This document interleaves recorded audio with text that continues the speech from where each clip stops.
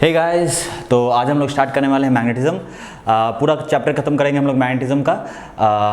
चलिए ठीक है, तो स्टार्ट करते हैं। अभी रात के वैसे 2 बज रहे हैं, रिकॉर्डिंग चालू है, तो मैग्नेटिज्म स्टार्ट करेंगे। तो मैग्नेटिज्म में देखिए, मैग्नेटिज्म जो हम लोग को पढ़ना है, जो इंपॉर्टेंट टॉपिक्स हैं, मैंने पूरे टॉपिक में इसको डिवाइड कर दिया। ठीक है, सबसे पहले मैग्नेटिज्म में हम लोग को पढ़ना है मैग्नेटिक फील्ड। मैग्नेटिक फील्ड किस किस कारण से निकलता है। 2 लॉ हैं, एक बायोट-सावर्ट लॉ है, एक एम्पियर सर्कुलर लॉ है, उसके कारण हम लोग मैग्नेटिक फील्ड निकालते हैं। तो सबसे पहले हम लोग मैग्नेटिक फील्ड निकालने के लिए देखेंगे, फिर देखेंगे force on moving charge. Moving charge, अगर कोई चार्ज मूव करते रहता है मैग्नेटिक फील्ड में, तो उस पर क्या फोर्स लगता है, कैसे फोर्स लगता है, उसके बारे में हम लोग देखेंगे। सब पे प्रॉब्लम्स भी करेंगे, अबाउट 50 to 60 प्रॉब्लम्स इस पूरे चैप्टर में करेंगे, जो कि आपके एग्जाम के लिए बहुत हेल्पफुल होंगे। ठीक है, फिर उसके बाद force on current carrying wire देखेंगे। ठीक है, फोर्स बिटवीन 2 वायर्स, अगर 2 वायर में करंट फ्लो कर रहा है, पैरेलल में जा रहा है, एंटी पैरेलल में जा रहा है, तो क्या फोर्सेज होंगे, हम ये देखेंगे। फिर टॉर्क के बारे में पढ़ेंगे। ठीक है, तो चलिए स्टार्ट करते हैं हम लोग आज का अपना चैप्टर। देखिए, सबसे पहले क्या है कि हम लोग मैग्नेटिक फील्ड कैलकुलेट करना सीखेंगे। 2 तरीके होते हैं मैग्नेटिक फील्ड कैलकुलेट करने के। एक होता है बच्चों अपना बायोट-सावर्ट लॉ, ठीक है, और दूसरा होता है एम्पियर सर्कुलर लॉ। 2 तरीके से हम लोग बारी बारी से हम लोग दोनों तरीके देखेंगे। ठीक है, देखिए याद रखिएगा, जो मैग्नेटिक फील्ड होता है उसका एसआई यूनिट क्या होता है। एसआई यूनिट होता है टेस्ला या वेबर पर मीटर स्क्वायर। ठीक है, ये वेबर पर मीटर स्क्वायर कैसे आया है, ये ईएमआई हम लोग पढ़ेंगे, जहाँ पे मैग्नेटिक फ्लक्स पढ़ना है, या जो इसका नेक्स्ट चैप्टर है वहाँ पे भी मैग्नेटिक फ्लक्स थोड़ा बहुत हम लोग को पढ़ना है, तो वहाँ पे हम लोग देख लेंगे कि वेबर पर मीटर स्क्वायर कैसे आता है। ठीक है, ये एसआई यूनिट होता है किसका, मैग्नेटिक फील्ड का। ठीक है, अब इसके बाद क्या है, आगे चलते हैं, हम लोग देखते हैं कि जो बायोट-सावर्ट लॉ बोलता है उसके हिसाब से B is equal to μ0/4π I dl cross R का यूनिट वेक्टर है यहाँ पे, और डिवाइड बाय क्या है, R² है। कहीं कहीं पे इसी में क्या लिखा रहता है ना बच्चों, B is equal to μ0/4π I dl cross R vector divided by R³। कुछ नहीं किया गया है, ऊपर में हम R के मैग्नीट्यूड से अगर नीचे और R के मैग्नीट्यूड से मल्टीप्लाई कर दे तो यूनिट वेक्टर और मैग्नीट्यूड मिलके क्या बन गया, यहाँ पे वेक्टर बन गया। ठीक है, और नीचे क्या आ गया, R³ आ गया। तो यहाँ पे अगर देखिएगा, कभी कभी क्या होता है ना कि ग्राफ भी पूछ देता है कि B और R का ग्राफ कैसा होगा, तो देखो B is inversely proportional to R²। Okay, B और करंट का ग्राफ कैसा होगा, तो B is directly proportional to current. Clear है। अच्छा, μ0 जो होता है यहाँ पे, μ0 जो इस फॉर्मूला में है, उसको क्या बोलते हैं, परमेबिलिटी ऑफ फ्री स्पेस। ठीक है, अगर मीडियम रहेगा तो यहाँ पे μ0 की जो वैल्यू है ये म्यू हो जाएगी, जो कि हम लोग फर्दर आगे हम लोग पढ़ेंगे। μ0 की वैल्यू कितनी होती है, 4π × 10⁻⁻⁷। ठीक है, टेस्ला मीटर पर एम्पियर। और एक बात और याद रखिएगा, कभी कभी क्या होता है ना कि 1/μ0, बहुत बार एग्जाम में आप लोगों ने देखा होगा कि 1/√μ0 × ε0 का डायमेंशन पूछ देता है। तो 1/μ0 × ε0 किसके बराबर होता है, c के बराबर। c क्या है, आपकी स्पीड ऑफ लाइट है।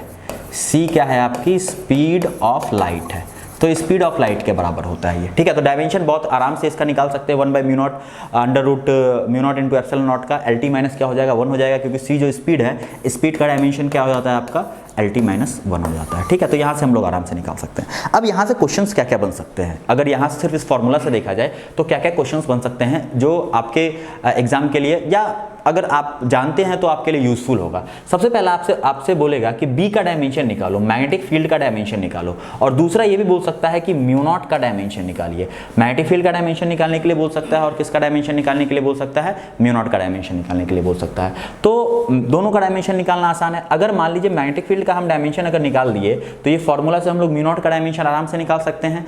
मैग्नेटिक फील्ड का डायमेंशन निकालने के लिए याद रखना कि एक फॉर्मूला याद रखिएगा, जो आगे भी चैप्टर में आ रहा है, या आपने पढ़ा भी होगा। ठीक है, ये रिवीजन है, रिवीजन कोर्स है आपका, क्रैश कोर्स बोल लीजिए, कम रिवीजन कोर्स बोल लीजिए, दोनों बात क्या है, बराबर है। ठीक है, यहाँ पे देखिए F इज इक्वल टू, अगर हम लोग QVV, ये फॉर्मूला आपने पढ़ा होगा, F is equal to QVV, अगर हम ये फॉर्मूला याद रखते हैं तो B का डायमेंशन हम बहुत आसानी से कैलकुलेट कर सकते हैं। डायमेंशन के लिए बच्चों क्या होता है कि फॉर्मूला को याद रखना, जो भी फॉर्मूला फिजिक्स में पढ़ते हैं वो याद रखना बहुत जरूरी है, क्या कहते हैं, डायमेंशन निकालने के लिए। अब होता क्या है, बहुत बार बच्चे मतलब फॉर्मूले ही भूल जाते हैं एग्जाम में जाके। ठीक है, तो फॉर्मूला, सारे के सारे फॉर्मूला याद रखिए, किस टर्म का क्या मतलब है ये भी याद रखिए, एग्जाम में बहुत हेल्पफुल होगा। जितने फॉर्मूले हैं सब एग्जाम मतलब रट लो, याद कर लो, यही आपके लिए उचित होगा। ठीक है, तो यहाँ पे B से लेके क्या हो जाएगा, B is equal to F/QV। Force का डायमेंशन आपको पता होता है mLT-2, चार्ज का डायमेंशन आपको पता है क्या, AT, और वेलोसिटी का डायमेंशन आपको पता है क्या, LT-1। तो यहाँ से B का क्या निकल जाएगा, आपका डायमेंशन निकल जाएगा। ठीक है, नेक्स्ट चलिए अब देखते हैं हम लोग magnetic field due to straight wire. Magnetic field due to straight wire, एक स्ट्रेट वायर है जिसमें करंट कितना फ्लो कर रहा है, I। इस P पॉइंट पे आपको मैग्नेटिक फील्ड निकालना है, ठीक है। P और स्ट्रेट वायर के बीच का जो परपेंडिकुलर डिस्टेंस है ये वो कितना दिया हुआ है D। अपर एंड जो एंगल बना रहा है वो कितना एंगल बना रहा है θ1, और लोअर एंड जो वायर का लोअर एंड जो इस P पॉइंट से एंगल बना रहा है ये कितना बना रहा है आपका θ2। अब याद रखिएगा इस जो परपेंडिकुलर डिस्टेंस आपने खींचा है वायर पे, परपेंडिकुलर डिस्टेंस जो P पॉइंट से आपने वायर पे बनाया है, हमेशा देखिए वायर दिया रहेगा, P पॉइंट दिया रहेगा, वहां से वायर पे परपेंडिकुलर डिस्टेंस खींचो। हमेशा परपेंडिकुलर डिस्टेंस से वायर का जो अपर एंड है उसको हम लोग ऊपर की तरफ मेजर करेंगे और लोअर एंड है उसको हम लोग नीचे की तरफ मेजर करेंगे। मतलब दोनों को ऑपोजिट सेंस में लेना है, दोनों को ऑपोजिट सेंस में लेना है, ठीक है। अगर किसी का भी सेंस रिवर्स हुआ तो थीटा जो आपने अब अगर पॉजिटिव लिया है तो वहां पे थीटा क्या हो जाएगा, नेगेटिव हो जाएगा। तो चलिए यहाँ पे θ1 और θ2 अगर दिया हुआ है तो फॉर्मूला क्या होता है, ध्यान दीजिएगा, μ0/4π, ये तो रहेगा ही रहेगा जो कांस्टेंट है, I/d, I is current and d is perpendicular distance of this point from this wire, okay, sin θ1 plus sin θ2, okay. Opposite sense में दोनों को मेजर किया गया, एक को ऊपर मेजर किया गया, एक को नीचे मेजर किया गया। अच्छा, कभी कभी क्या होता है कि आपका ये एंगल दिया हुआ रहेगा, ये एंगल दिया हुआ रहेगा, तो अगर हम वो एंगल लेते हैं तो क्या हम θ1 को 90 माइनस अल्फा लिख सकते हैं। तो θ1 की जगह पे अगर 90 माइनस अल्फा लिखिएगा तो ये क्या हो जाएगा तुम्हारा cos अल्फा, ये क्या हो जाएगा तुम्हारा cos बीटा। तो अगर वो एंगल दिया रहे तो cos अल्फा cos बीटा के फॉर्म में रहेगा, और अगर ये एंगल दिया रहे तो sin θ1 प्लस sin θ2 के फॉर्म में रहेगा, ठीक है। चलिए इस पे हम लोग कुछ अभी प्रॉब्लम्स देख लेंगे। देखो जैसे ये वायर दिया हुआ है, ठीक है, इस वायर में क्या है कि ये वायर का ये लोअर एंड है, ये अपर एंड है, ये वायर यहाँ से स्टार्ट हुआ है यहाँ तक गया है, और ये P पॉइंट दिया हुआ है, इस पे मैग्नेटिक फील्ड निकालना है।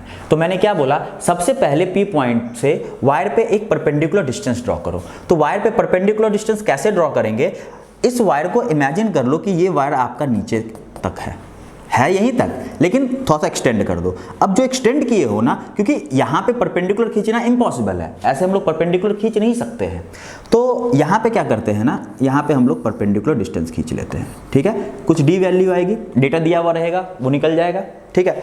लोअर एंड को अब ज्वाइन करो और अपर एंड को ज्वाइन करो इस P पॉइंट से, ठीक है। अच्छा, मान लेते हैं अपर एंड जो है ये 60 डिग्री एंगल बना रहा है और लोअर एंड जो है मान लेते हैं 30 डिग्री एंगल बना रहा है। अपर एंड 60 डिग्री एंगल बना रहा है, लोअर एंड कितना 30 डिग्री एंगल बना रहा है। तो अगर यहाँ पे देखेंगे तो अपर एंड जो वायर है उसको हम लोग D से ऊपर की तरफ ही मेजर करते हैं, तो θ1 की वैल्यू 60 डिग्री हो गई। अच्छा, θ2 यहाँ पे देखोगे, θ2 अगर देखते हैं तो θ2 जो है बच्चों यहाँ पे क्या है, θ2 को हम लोग D से नीचे की तरफ मेजर करते थे, लोअर एंड जो होता था, लेकिन यहाँ पे लोअर एंड को भी ऊपर की तरफ ही मेजर कर रहे हैं, बल्कि इसका सेंस किधर था, नीचे की तरफ था, लेकिन यहाँ पे किधर मेजर कर रहे हैं, ऊपर की तरफ मेजर कर रहे हैं, उल्टा हो गया। तो इस केस में θ2 को कितना ले लेंगे, -30 डिग्री ले लेंगे। कितना ले लेंगे, -30 डिग्री, ठीक है। तो यहाँ पे θ1 θ2 साइन के जगह पे पुट कर देना, आपका आंसर बहुत ही आसानी से आ जाएगा। अब देखिए, मान लेते हैं कि आपका इनफाइनाइट वायर है, इस P पॉइंट पे आपको निकालना है। तो इनफाइनाइट वायर है, तो इनफाइनाइट वायर से अगर मान लो P पॉइंट पे हम एक लाइन ड्रॉ करते हैं, ऐसा लाइन ड्रॉ होता है। अगर इनफाइनाइट वायर है तो हम इसको बढ़ाते चले जाएंगे, अप्रॉक्स ये लाइन क्या हो जाएगा, इसके पैरेलल। यहाँ से तुम अगर D डिस्टेंस बनाते हो तो अगर मैं यहाँ से ये एंगल जो है, यहाँ पे से जो ये एंगल है, इसको मैं बढ़ाते चला जाऊँ, इस पॉइंट को ऊपर और ऊपर लेते चले जाओ, तो क्या हो जाएगा, ये बहुत बड़ा हो जाएगा और अप्रॉक्सीमेटली ये पैरेलल हो जाएगा। तो θ1 की वैल्यू कितनी हो जाएगी, 90 डिग्री। सिमिलरली अगर इनफाइनाइट वायर है तो नीचे भी बहुत दूर तक रहेगा, तो θ2 की भी वैल्यू कितनी हो जाएगी आपके यहाँ पे, 90 डिग्री।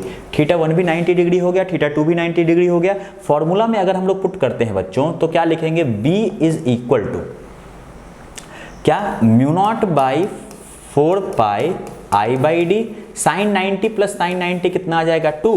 तो इनफाइनाइट वायर के कारण कितना हो जाएगा, μ0I/2πd, μ0I कितना हो जाएगा, 2πd, ठीक है। उसी तरह ये है आपका सेमी इनफाइनाइट वायर। कैसा वायर है आपका ये, सेमी इनफाइनाइट वायर। अब अगर सेमी इनफाइनाइट वायर के लिए देखते हैं बच्चों, तो सेमी इनफाइनाइट वायर के लिए क्या लिखेंगे, देखो नीचे तो कुछ भी नहीं है, D से नीचे कुछ भी नहीं है, तो यानी कि θ2 की वैल्यू कितनी होगी तुम्हारी 0, और ऊपर इन्फिनिटी तक गया हुआ है तो θ1 की वैल्यू कितनी हो गई, 90 डिग्री। तो यहाँ से अगर हम दोनों वैल्यू को पुट करेंगे तो B की क्या निकल जाएगी, वैल्यू निकल जाएगी, ठीक है। बहुत आसान है, ये सब आप लोगों ने पढ़ा हुआ होगा, ठीक है। नेक्स्ट देखते हैं, मान लेते हैं कि एक वायर यहाँ से स्टार्ट हुआ है। देखिए अच्छा क्वेश्चन है ये, एक वायर यहाँ से स्टार्ट हुआ है और इन्फिनिटी तक चला गया है, ठीक है। इससे A डिस्टेंस पे एक पॉइंट है, क्या है तुम्हारा P, और हॉरिजॉन्टल से ये वायर कितना एंगल बना रहा है, 37 डिग्री एंगल बना रहा है। तो सबसे पहले क्या करें, सबसे पहले इस P पॉइंट से इस वायर पे परपेंडिकुलर खींचो। तो P पॉइंट से वायर पे डायरेक्ट इधर परपेंडिकुलर खींचना इम्पॉसिबल है, तो क्या करते हैं, इस वायर को थोड़ा सा एक्सटेंड कर दो। ठीक है, वायर स्टार्ट यहीं से हो रहा है, लेकिन हमने इसको खींच दिया, यहाँ से हम इस पे परपेंडिकुलर आराम से ड्रॉ कर सकते हैं। ठीक है, अब देखिए ये परपेंडिकुलर डिस्टेंस जो D है, इसकी वैल्यू निकालना होगा हमें, तभी तो फॉर्मूला में मतलब जो फॉर्मूला में हम लोग पुट करके आगे प्रोसीड करेंगे, तो इसकी वैल्यू D निकालना बहुत इंपॉर्टेंट है। तो अब देखो ये टोटल जो तुमने खींचा, ये टोटल कितना हो गया तुम्हारा 180, यहाँ से यहाँ तक ये जो है तुम्हारा 90 और ये 37 है, तो ये कितना हो जाएगा तुम्हारा 53 डिग्री। अब एक राइट एंगल ट्राइंगल आप देख रहे हो, यहाँ पे राइट एंगल ट्राइंगल देख रहे हो, ये 50 डिग्री आ गया, ये A दिया हुआ है, तो ये आराम से निकल जाएगा, क्या सामने वाला है ना इसके, तो A sin 53, इसकी वैल्यू कितनी हो गई, A sin 53। D की वैल्यू आपने निकाल ली कितनी, A sin 53। अब क्या करना है, B इज इक्वल टू क्या होता है, B इज इक्वल टू होता है mu naught by 4 pi I by D sine theta 1 plus sine theta 2, ये होता है। अब थीटा 1 क्या होता है, इस D से डिस्टेंस मेजर करना है। थीटा 1 मतलब इस वाले जो इन्फिनिटी तक गया हुआ है उसको हम लोग यहाँ से मेजर करेंगे, तो थीटा 1 की वैल्यू कितनी हो जाएगी, 90 डिग्री हो जाएगी, क्योंकि इन्फिनिटी तक गया है। थीटा 2 को हमें D से नीचे मेजर करना है, लेकिन वायर का लोअर एंड आपका यहाँ पे है, तो मुझे लोअर एंड को P से ज्वाइन करेंगे और हम इधर मेजर करेंगे, तो ये एंगल कितना हो जाएगा, इस राइट एंगल ट्राइंगल में ये 90 है, ये 53 डिग्री है, तो थीटा 2 कितना हो गया 37, लेकिन ऑपोजिट सेंस में मेजर किया गया है तो -37। तो थीटा 1 की जगह पे 37 और थीटा 2 की जगह पे कितना हम लोग पुट कर देंगे बच्चों, -37 पुट कर देंगे, तो यहाँ से आपका क्या आ जाएगा, आंसर आ जाएगा। पुट कर देना बहुत ही आसान है, आंसर आ जाएगा।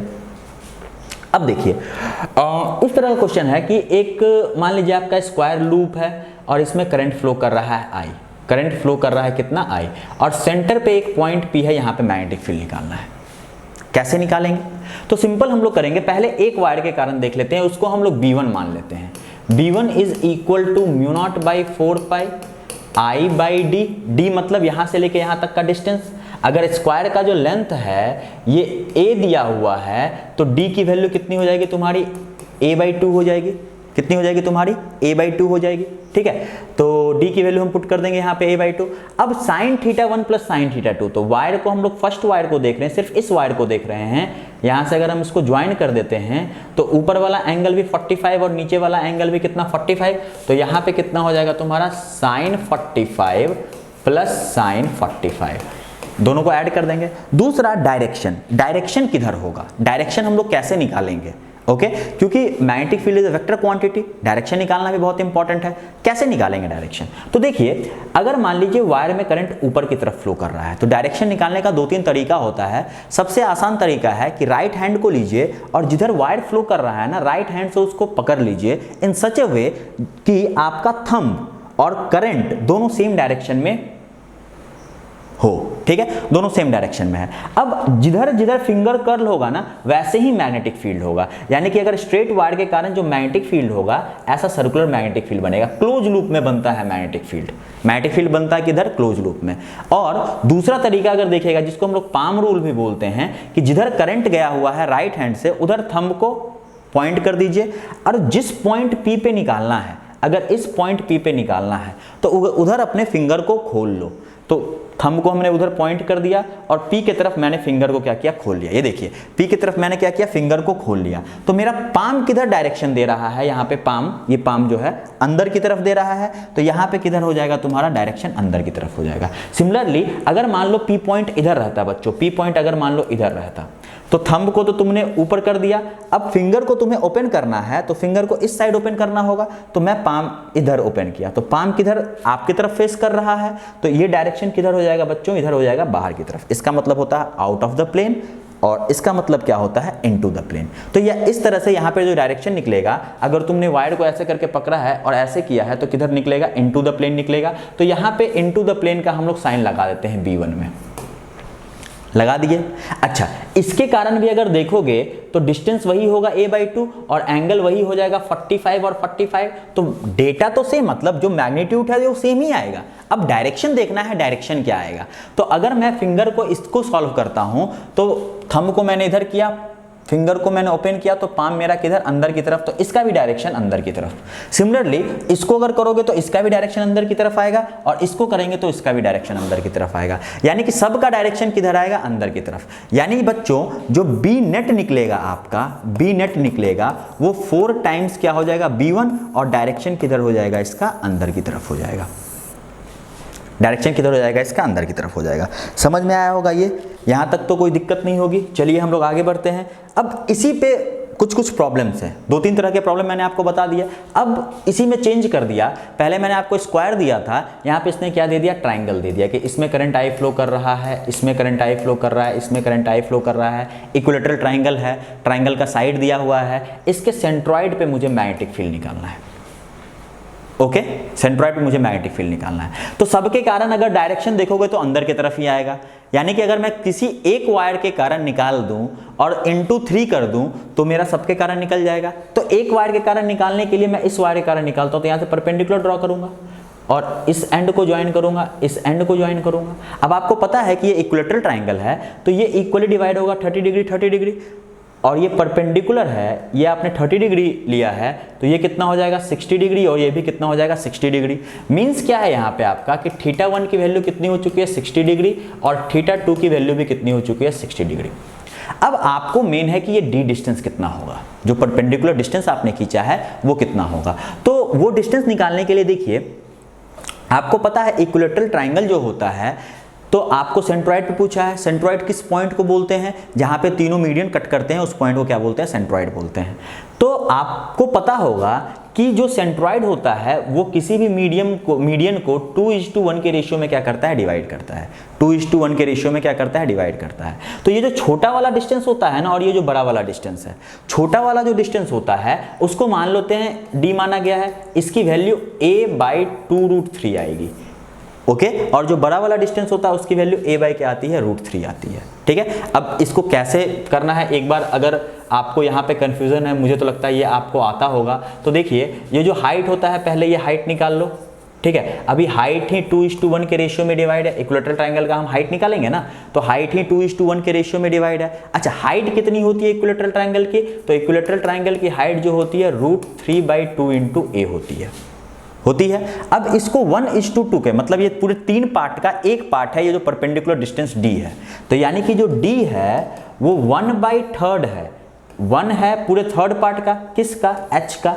तो h का अगर 1/3 करोगे तो h की वैल्यू पता है, तो d की वैल्यू आ जाएगी यहाँ पे कितनी, a/2√3।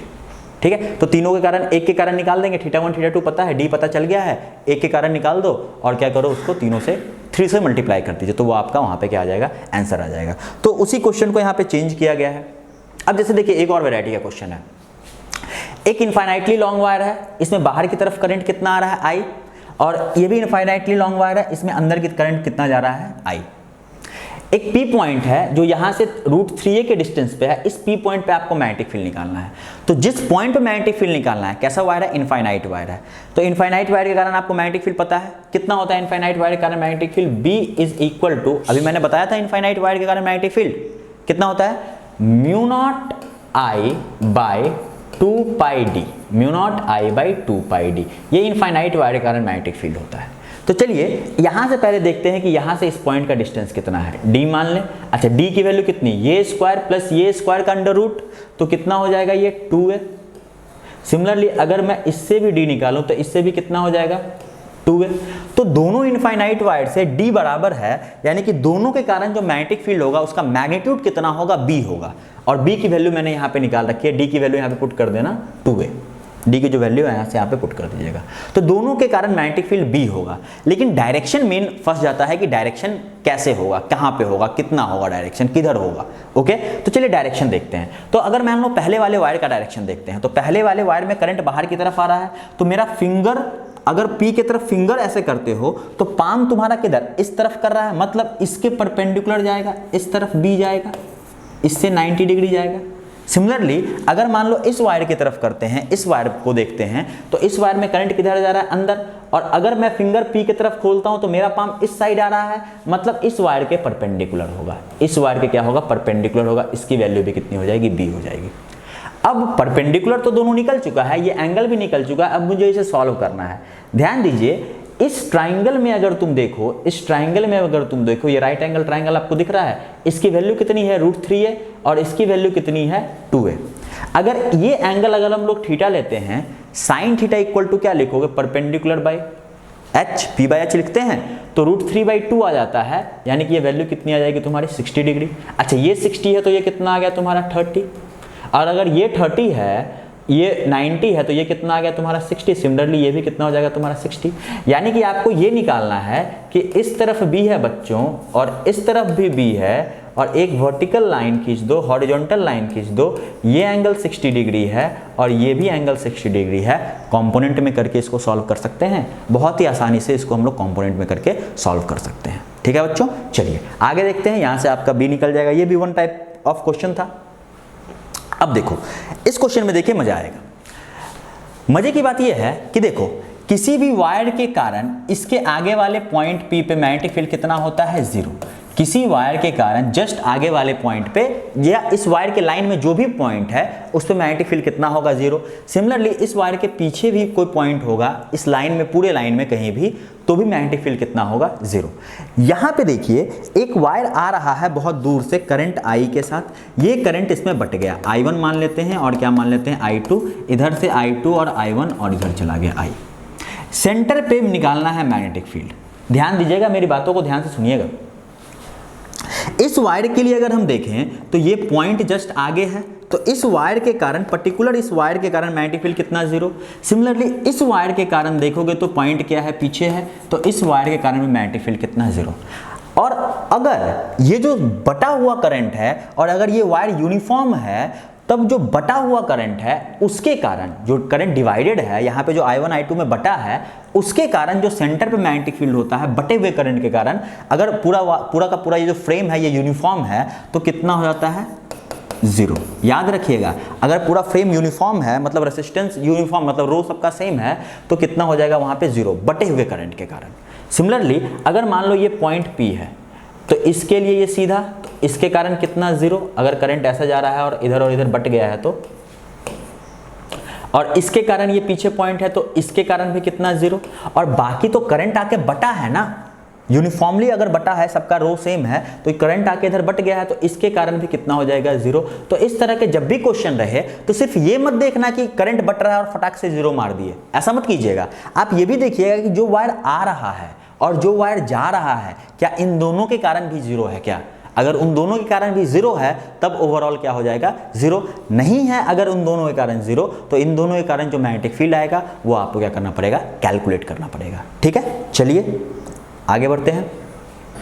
इसका भी 0 आएगा, क्यों, क्योंकि देखो ये करंट आया था इधर और इधर डिवाइड होके इधर निकल गया, इस वाले के कारण इस P पॉइंट पे आपसे पूछेगा और इस वाले के कारण P पॉइंट पे, तो इसके कारण भी P पॉइंट पे क्या हो जाएगा 0 हो जाएगा, इसके कारण भी P पॉइंट पे क्या हो जाएगा 0 हो जाएगा। बाकी करंट डिस्ट्रीब्यूटेड है तो सेंटर पे कितना होना है, मैग्नेटिक फील्ड 0 ही होना है।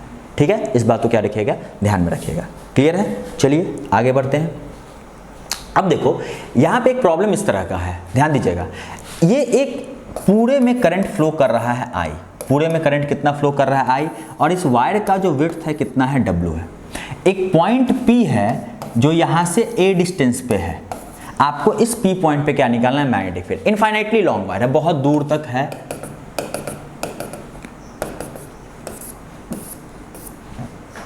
इनफाइनाइटली लॉन्ग वायर है, इसे कारण निकालना है क्या, मैग्नेटिक फील्ड। कैसे निकालेंगे, तो करते क्या है इस तरह क्वेश्चन को सॉल्व करने के लिए कि हम लोग क्या करते हैं ना, एक पतला सा क्रॉस सेक्शन वायर जो है, पतला सा वायर ड्रॉ करते हैं। यहाँ पे एक क्रॉस सेक्शन यहाँ पे वायर का ले लेते हैं, जिसकी थिकनेस कितनी लेते हैं हम, थिकनेस लेते हैं dx, और इस पॉइंट का जो डिस्टेंस इस P से है कितना लेते हैं x। तो अब dx में कितना करंट फ्लो कर रहा है वो पहले निकालेंगे। तो देखिए पूरे वायर का विड्थ कितना है w, पूरे वायर का विड्थ कितना है w, तो पूरे वायर का विड्थ अगर w है तो करंट कितना फ्लो कर रहा है I। उस छोटे से वायर का विड्थ कितना है dx है, तो उसमें करंट कितना फ्लो करेगा, छोटा I मतलब di इज इक्वल टू क्या लिखेंगे बताओ, तो I/w इंटू क्या लिखोगे dx। अब उस छोटे से वायर के कारण मैग्नेटिक फील्ड निकालो। इनफाइनाइटली लॉन्ग वायर है तो इनफाइनाइटली लॉन्ग वायर के कारण जो मैग्नेटिक फील्ड निकलेगा वो कितना निकलेगा, μ0 छोटा I divided by 2 pi into D, D मतलब इस पॉइंट का उस वायर से डिस्टेंस जो आपने लिया है वो कितना दिया हुआ है, x दिया हुआ है। कितना दिया हुआ है, x दिया हुआ है। अब डी की वैल्यू जो आपने निकाली है यहाँ पे पुट करो तो कितना हो जाएगा, mu naught by 2 pi, D की वैल्यू कितनी, I by W D x और एक x है। इसको क्या कर दो तुम, इंटीग्रेट कर दो। इंटीग्रेट में सबसे लोअर लिमिट क्या लगाओगे, तो x की सबसे छोटी वैल्यू कितनी हो सकती है, a, इसके इधर तो वायर है ही नहीं, और सबसे बड़ी वैल्यू कितनी हो सकती है, a प्लस डब्लू। तो इसको इंटीग्रेट कर दो a से लेके a प्लस डब्लू तक। तो अगर इसको इंटीग्रेट कर दीजिएगा तो ये आ गया आपका mu naught by 2 pi I by W जो विड्थ है, और ln a plus W divided by a। अब इसका इंटीग्रेशन कैसे होता है, अगर आपको ये नहीं आता है तो फिर आप जाके मैग्नेटिज्म का अगर सर्च कीजिएगा तो YouTube पे मेरा मैग्नेटिज्म का भी चैप्टर का पूरा कोर्स पड़ा हुआ है, राज सर फिजिक्स मैग्नेटिज्म लिखिएगा तो आ जाएगा आपका, वहाँ पे जाके देख लीजिएगा, ठीक है। फिलहाल चूंकि हमारा रिवीजन कोर्स है तो हम लोग यहाँ पे थोड़ा सा फास्ट भी चलेंगे, और आपको पूरा जो चैप्टर है, पूरा जो चैप्टर हम लोग 2-3 वीक में पढ़ते हैं वो मैं आपको एक ही क्लास में बता रहा हूँ, ठीक है। तो थोड़ा सा फास्ट भी चलेगा, और कुछ चीज़ें आपको पता होना चाहिए। ये उन लोगों के लिए है जिन्होंने एक बार मैग्नेटिज्म पढ़ा है, क्योंकि टाइम बहुत कम है आपका, जो भी एग्जाम अभी आपका आने वाला है बहुत कम टाइम बचा हुआ है, ठीक है। तो उसमें रिवीजन जितना कर, पढ़ने के लिए तो आपको 2 एग्ज़ाम पहले बार पोस्टपोन हुआ, दूसरे बार पोस्टपोन हुआ, तो पढ़ने का आपको बहुत टाइम मिला है। अब क्या है कि अभी बच्चे बहुत बार बार अगर तुम टाइम मिलता जाएगा तुम एक ही चीज़ को कितना पढ़ोगे, ठीक है। तो थोड़ा सा फ्रस्ट्रेटेड भी है बहुत सारे बच्चे, कुछ बच्चों से बात हुई है, तो चलिए चलेगा। अब रिवीजन अगर करते रहिए प्रॉपर, जो आपने पढ़ा है उसको अगर रिकॉल कर लेते हैं पूरा, तो आपका अच्छा चांस है अच्छे मार्क्स आएंगे। और साथ ही साथ एनटीए ने भी अभ्यास पेपर दिया है आपका, उसको भी सॉल्व कीजिए, साथ में मैं भी कुछ क्वेश्चन दूंगा उसको भी सॉल्व कीजिए। मतलब जिस्ट ये है बच्चों की मेहनत करनी है, ठीक है। मैं आपको पढ़ा रहा हूँ या आप कहीं से भी पढ़ रहे हो, ठीक है, XYZ कहीं से भी आप पढ़ रहे हो, ऑफलाइन कोचिंग में पढ़े हुए हो, ऑनलाइन में पढ़ रहे हो, यूट्यूब पे पढ़ रहे हो, कहीं से भी पढ़ रहे हो, ठीक है। बस मेहनत कीजिए, सही कंटेंट पढ़िए और उस पर मतलब वर्क कीजिए, खुद वर्क कीजिए, सेल्फ स्टडी कीजिए, ठीक है। रिजल्ट आपका पक्का आएगा, सेल्फ स्टडी कीजिएगा, रिजल्ट आपका पक्का आएगा। और अभी से जितना टाइम है एकदम, मैंने जो पहले भी मेरा जो पहले वीडियो आया था मैंने बोला था कि 2 से 3 आवर क्लासेस के अलावा जहाँ से भी आप पढ़ते हो उसके अलावा 2 से 3 आवर आप निकालिए सेल्फ स्टडी के लिए, फिजिक्स के लिए। तो अगर आप फिजिक्स में अच्छा स्कोर करते हैं तो आपका रैंक ऑब्वियसली अच्छा आएगा, ठीक है। चलिए आगे देखते हैं। अब यहाँ पे क्या प्रॉब्लम है कि ये देखो, यहाँ से इनफाइनाइट से एक वायर है जिसमें करंट कितना फ्लो कर रहा है, यहाँ से बेंड होके ये वायर ऊपर की तरफ चला गया, इन्फिनिटी तक चला गया, ठीक है। इस P पॉइंट पे यहाँ पे आपसे मैग्नेटिक फील्ड पूछा है, जो ये जो डिस्टेंस है यहाँ से दिया हुआ ये A है, सिमिलरली ये भी डिस्टेंस कितना दिया हुआ है, A है। यहाँ भी वायर बहुत दूर से आया है और ये वायर नीचे चला गया है। अब आपको P पॉइंट पे मैग्नेटिक फील्ड निकालना है, तो आपको जितने सेक्शंस दिख रहे हैं वायर के उन सब के कारण मैग्नेटिक फील्ड पहले निकालो। देखो इस वाले के लिए ये P पॉइंट आ गए और इस वाले के लिए भी ये P पॉइंट आ गए, तो इसके कारण तो हो गया 0 और इसके कारण भी हो गया कितना 0। तो इसका इसको और इसको भूल जाओ, बचा कौन सा, ये और ये। इसके लिए तो ये सेमी इनफाइनाइट की तरह बिहेव करेगा क्योंकि इसके नीचे तो वायर है नहीं। सेमी इनफाइनाइट के कारण मैग्नेटिक फील्ड कितना होता है, mu not I by 4 pi D, D कितना है, A है।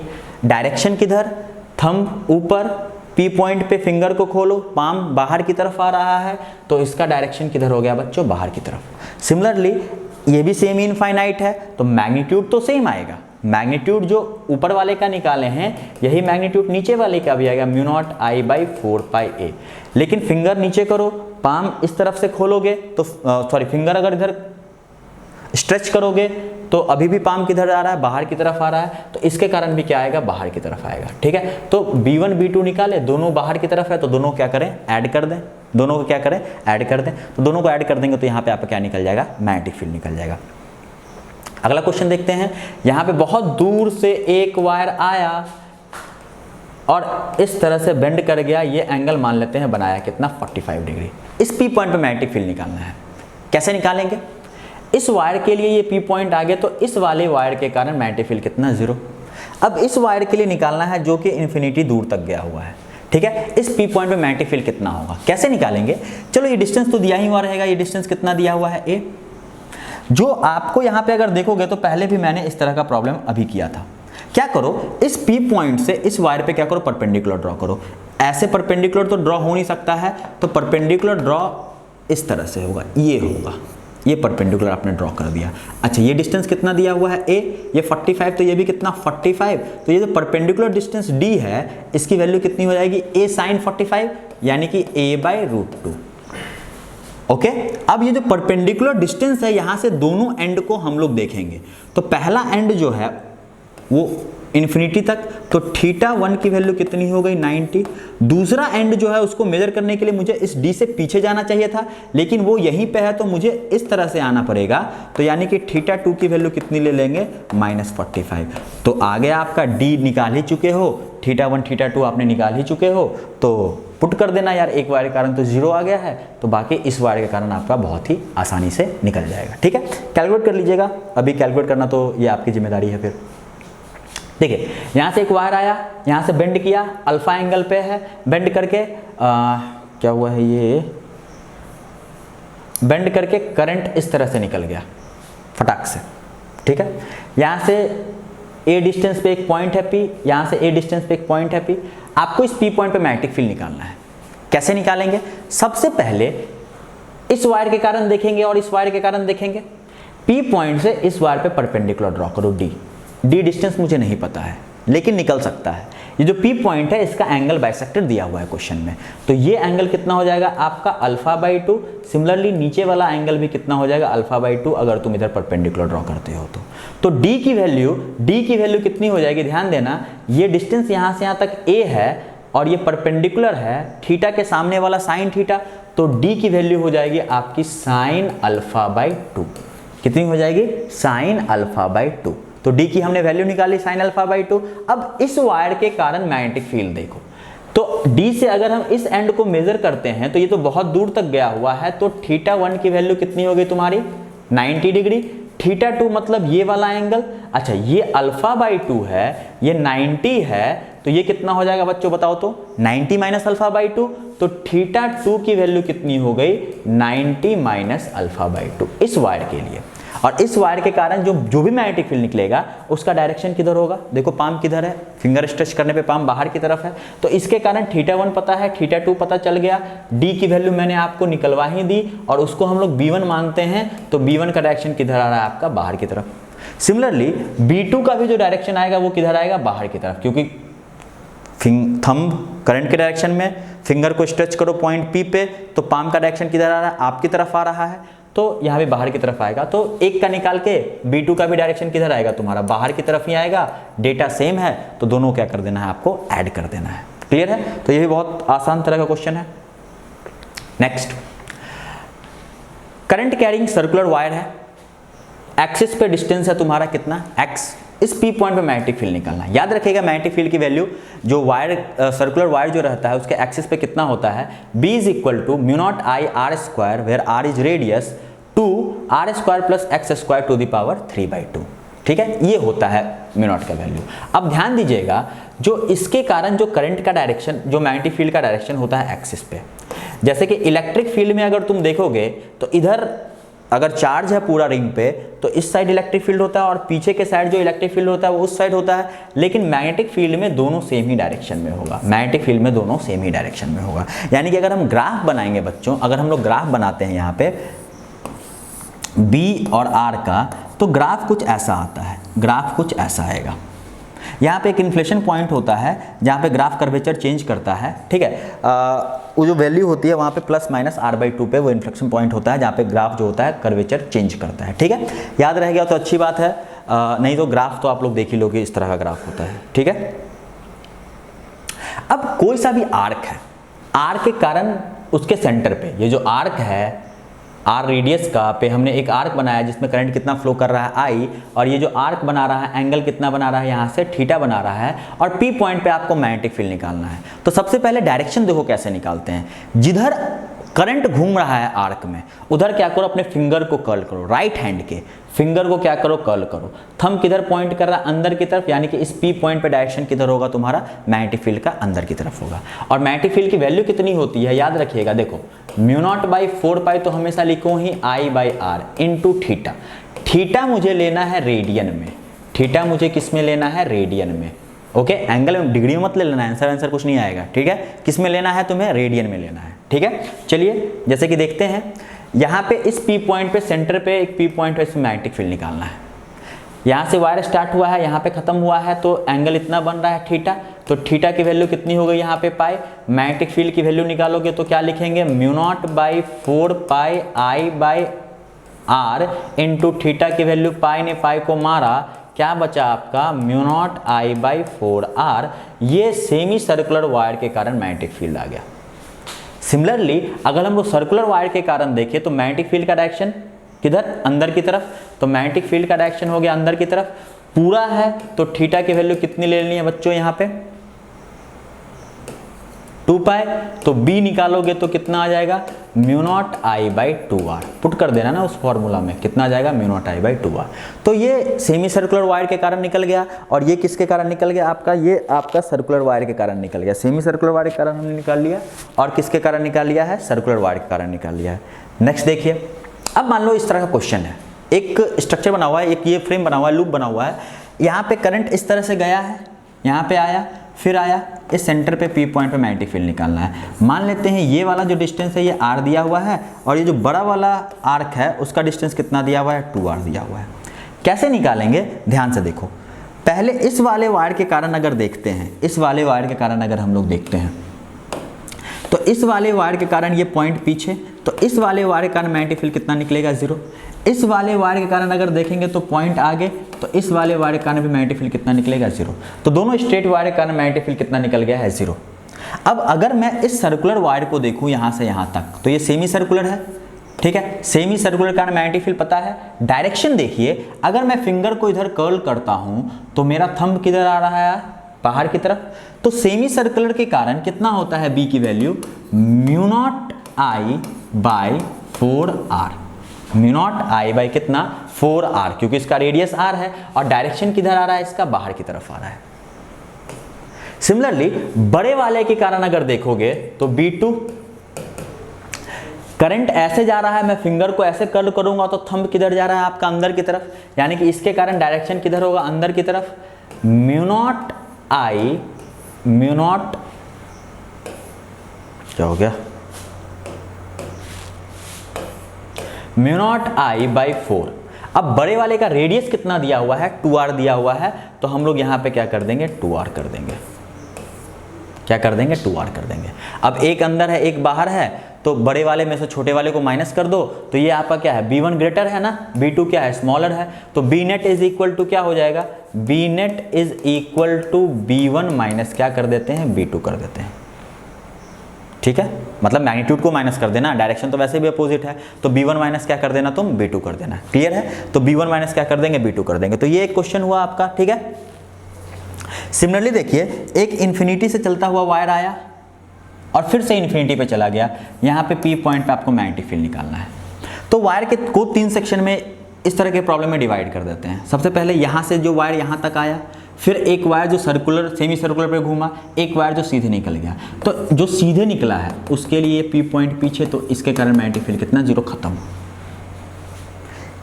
यहाँ से जो सेमी इनफाइनाइट है, इसके कारण मैग्नेटिक फील्ड कितना माने, b1 is equal to, semi infinite ऊपर की तरफ जा रहा है, फिंगर को स्ट्रेच करेंगे तो पाम अंदर की तरफ, तो डायरेक्शन इसके कारण किधर होगा आपका, अंदर की तरफ डायरेक्शन होगा।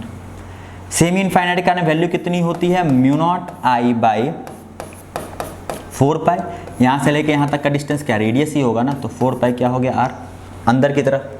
सिमिलरली अगर हम लोग सेमी सर्कुलर वायर के कारण निकालें, तो ये भी अगर फिंगर को कर्ल करोगे तो थंब किधर, अंदर की तरफ, तो इसके कारण जो तुम्हारा b2 निकलेगा, इसका डायरेक्शन भी किधर होगा, अंदर की तरफ। लेकिन सेमी सर्कुलर वायर है तो उसके कारण कितना आता है, आप देखोगे तो mu naught I by 4r, mu naught I by 4r, mu naught I by 4 pi r, दोनों अंदर की तरफ है, दोनों को ऐड कर दो, कहानी खत्म। नेक्स्ट 3D में प्रॉब्लम है। 3D में प्रॉब्लम है, इस सर्कल के सेंटर पे आपसे मैग्नेटिक फील्ड पूछा गया। कोई दिक्कत होगी क्या, हाँ यहाँ पे थोड़ी सी दिक्कत होगी। क्यों, क्योंकि प्रॉब्लम जब आपका 3D में है तो हम लोग को यहाँ पे कुछ वेक्टर लगेगा। देखो क्या क्वेश्चन है, ये x एक्सिस है, ये y एक्सिस है, ये z एक्सिस है। z एक्सिस पे एक करंट आया इधर से, यहाँ पे xy प्लेन में घूमा और वापस z एक्सिस के पैरेलल ये निकल गया। ठीक है। जो पहला करंट आया है जो कि जेड एक्सिस मतलब ऐसे आ रहा है, जेड एक्सिस मतलब ऐसे आ रहा है, तो इसके कारण अगर तुम देखोगे तो करंट इधर, फिंगर को स्ट्रेच करो तो पाम नीचे, तो इस करंट के कारण डायरेक्शन किधर होगा, नीचे के साइड होगा डायरेक्शन। इसके कारण यहां से यहां तक आया सेमी इनफाइनाइट ना, तो इसके कारण हम लोग क्या मानते हैं, V1 मानते हैं, इज इक्वल टू कितना हो जाएगा, mu naught I by 4 pi R. यहां से यहां तक का डिस्टेंस आर, डायरेक्शन नीचे की तरफ है, तो ऊपर अगर तुम्हारा y है तो नीचे की तरफ का डायरेक्शन कितना हो जाएगा तुम्हारा -j, तो B1 निकाल लिए। सिमिलरली अगर हम लोग इसके कारण B2 निकालते हैं, ये वायर जो है जेड एक्सिस के पैरेलल बाहर की तरफ निकल रहा है, तो थंब बाहर की तरफ, फिंगर को अगर तुम किधर स्ट्रेच करोगे, देखो अगर यहाँ से अगर हम लोग देखते हैं तो थंब तो तुम्हारा बाहर की तरफ है और P पॉइंट इधर है, तो फिंगर को ऐसे स्ट्रेच करोगे तो यहाँ पे भी जो तुम्हारा पाम का डायरेक्शन है वो किधर आ रहा है, नीचे की तरफ आ रहा है। तो B2 भी जो होगा सेमी इनफाइनाइट ही है ना, mu naught by 4 pi R और -j, दोनों का डायरेक्शन -j।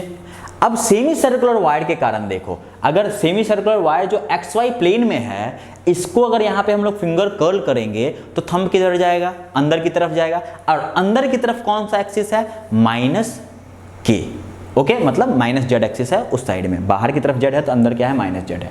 तो सेमी सर्कुलर का कारण क्या होता है, mu naught I by 4 R और माइनस क्या k, अभी तीनों वेक्टर फॉर्म में है, तो B net is equal to B1 plus B2 plus क्या कर देंगे, B3 कर देंगे, तीनों को क्या करो, ऐड कर दो, आपका आंसर आ जाएगा। यहाँ पे दिया हुआ है 2 लूप है, इसमें करंट I1 जा रहा है, इसमें करंट I2 जा रहा है, सेंटर पे आपको मैग्नेटिक फील्ड निकालना है, सेंटर पे आपको मैग्नेटिक फील्ड निकालना है, ये डिस्टेंस r दिया हुआ है, ये डिस्टेंस 2r दिया हुआ है, तो दोनों के कारण निकाल देंगे, पहले के कारण दूसरे कारण, और दोनों सेम डायरेक्शन में करंट है तो दोनों के कारण क्या हो जाएगा, ऐड हो जाएगा। अगर ऑपोजिट डायरेक्शन में करंट होता तो दोनों के कारण क्या हो जाता, माइनस हो जाता। बहुत ही आसान सा प्रॉब्लम है। यहाँ पे देखो एक वायर इस प्लेन में रखा हुआ है, ओके, इसमें करंट कुछ फ्लो कर रहा है, तो अगर मान लो करंट ऐसे फ्लो कर रहा है तो ऐसे करोगे, जिधर करंट जा रहा है उधर फिंगर को कर्ल करो, थंब किधर ऊपर, तो हॉरिजॉन्टल वाले वायर के कारण मैग्नेटिक फील्ड किधर आएगा, ऊपर। सिमिलरली अगर इसको ऐसे करके कर्ल करते हो तो वर्टिकल वायर के कारण किधर आएगा, मैग्नेटिक फील्ड इधर आएगा। दोनों परपेंडिकुलर था यहाँ पे वायर, तो B net is equal to क्या हो जाएगा, दोनों परपेंडिकुलर है तो रूट अंडर B1 का स्क्वायर प्लस क्या हो जाएगा तुम्हारा, B2 का स्क्वायर, कहानी खत्म। अगर मान लो ये किसी एंगल पे रखा हुआ है, ठीक है, इसके कारण हॉरिजॉन्टल वाले के कारण B1 और इसके कारण इधर कितना हो जाएगा, B2, दो वेक्टर है, दोनों के बीच का एंगल कितना दिया हुआ है, थीटा, क्वेश्चन में दिया हुआ रहेगा।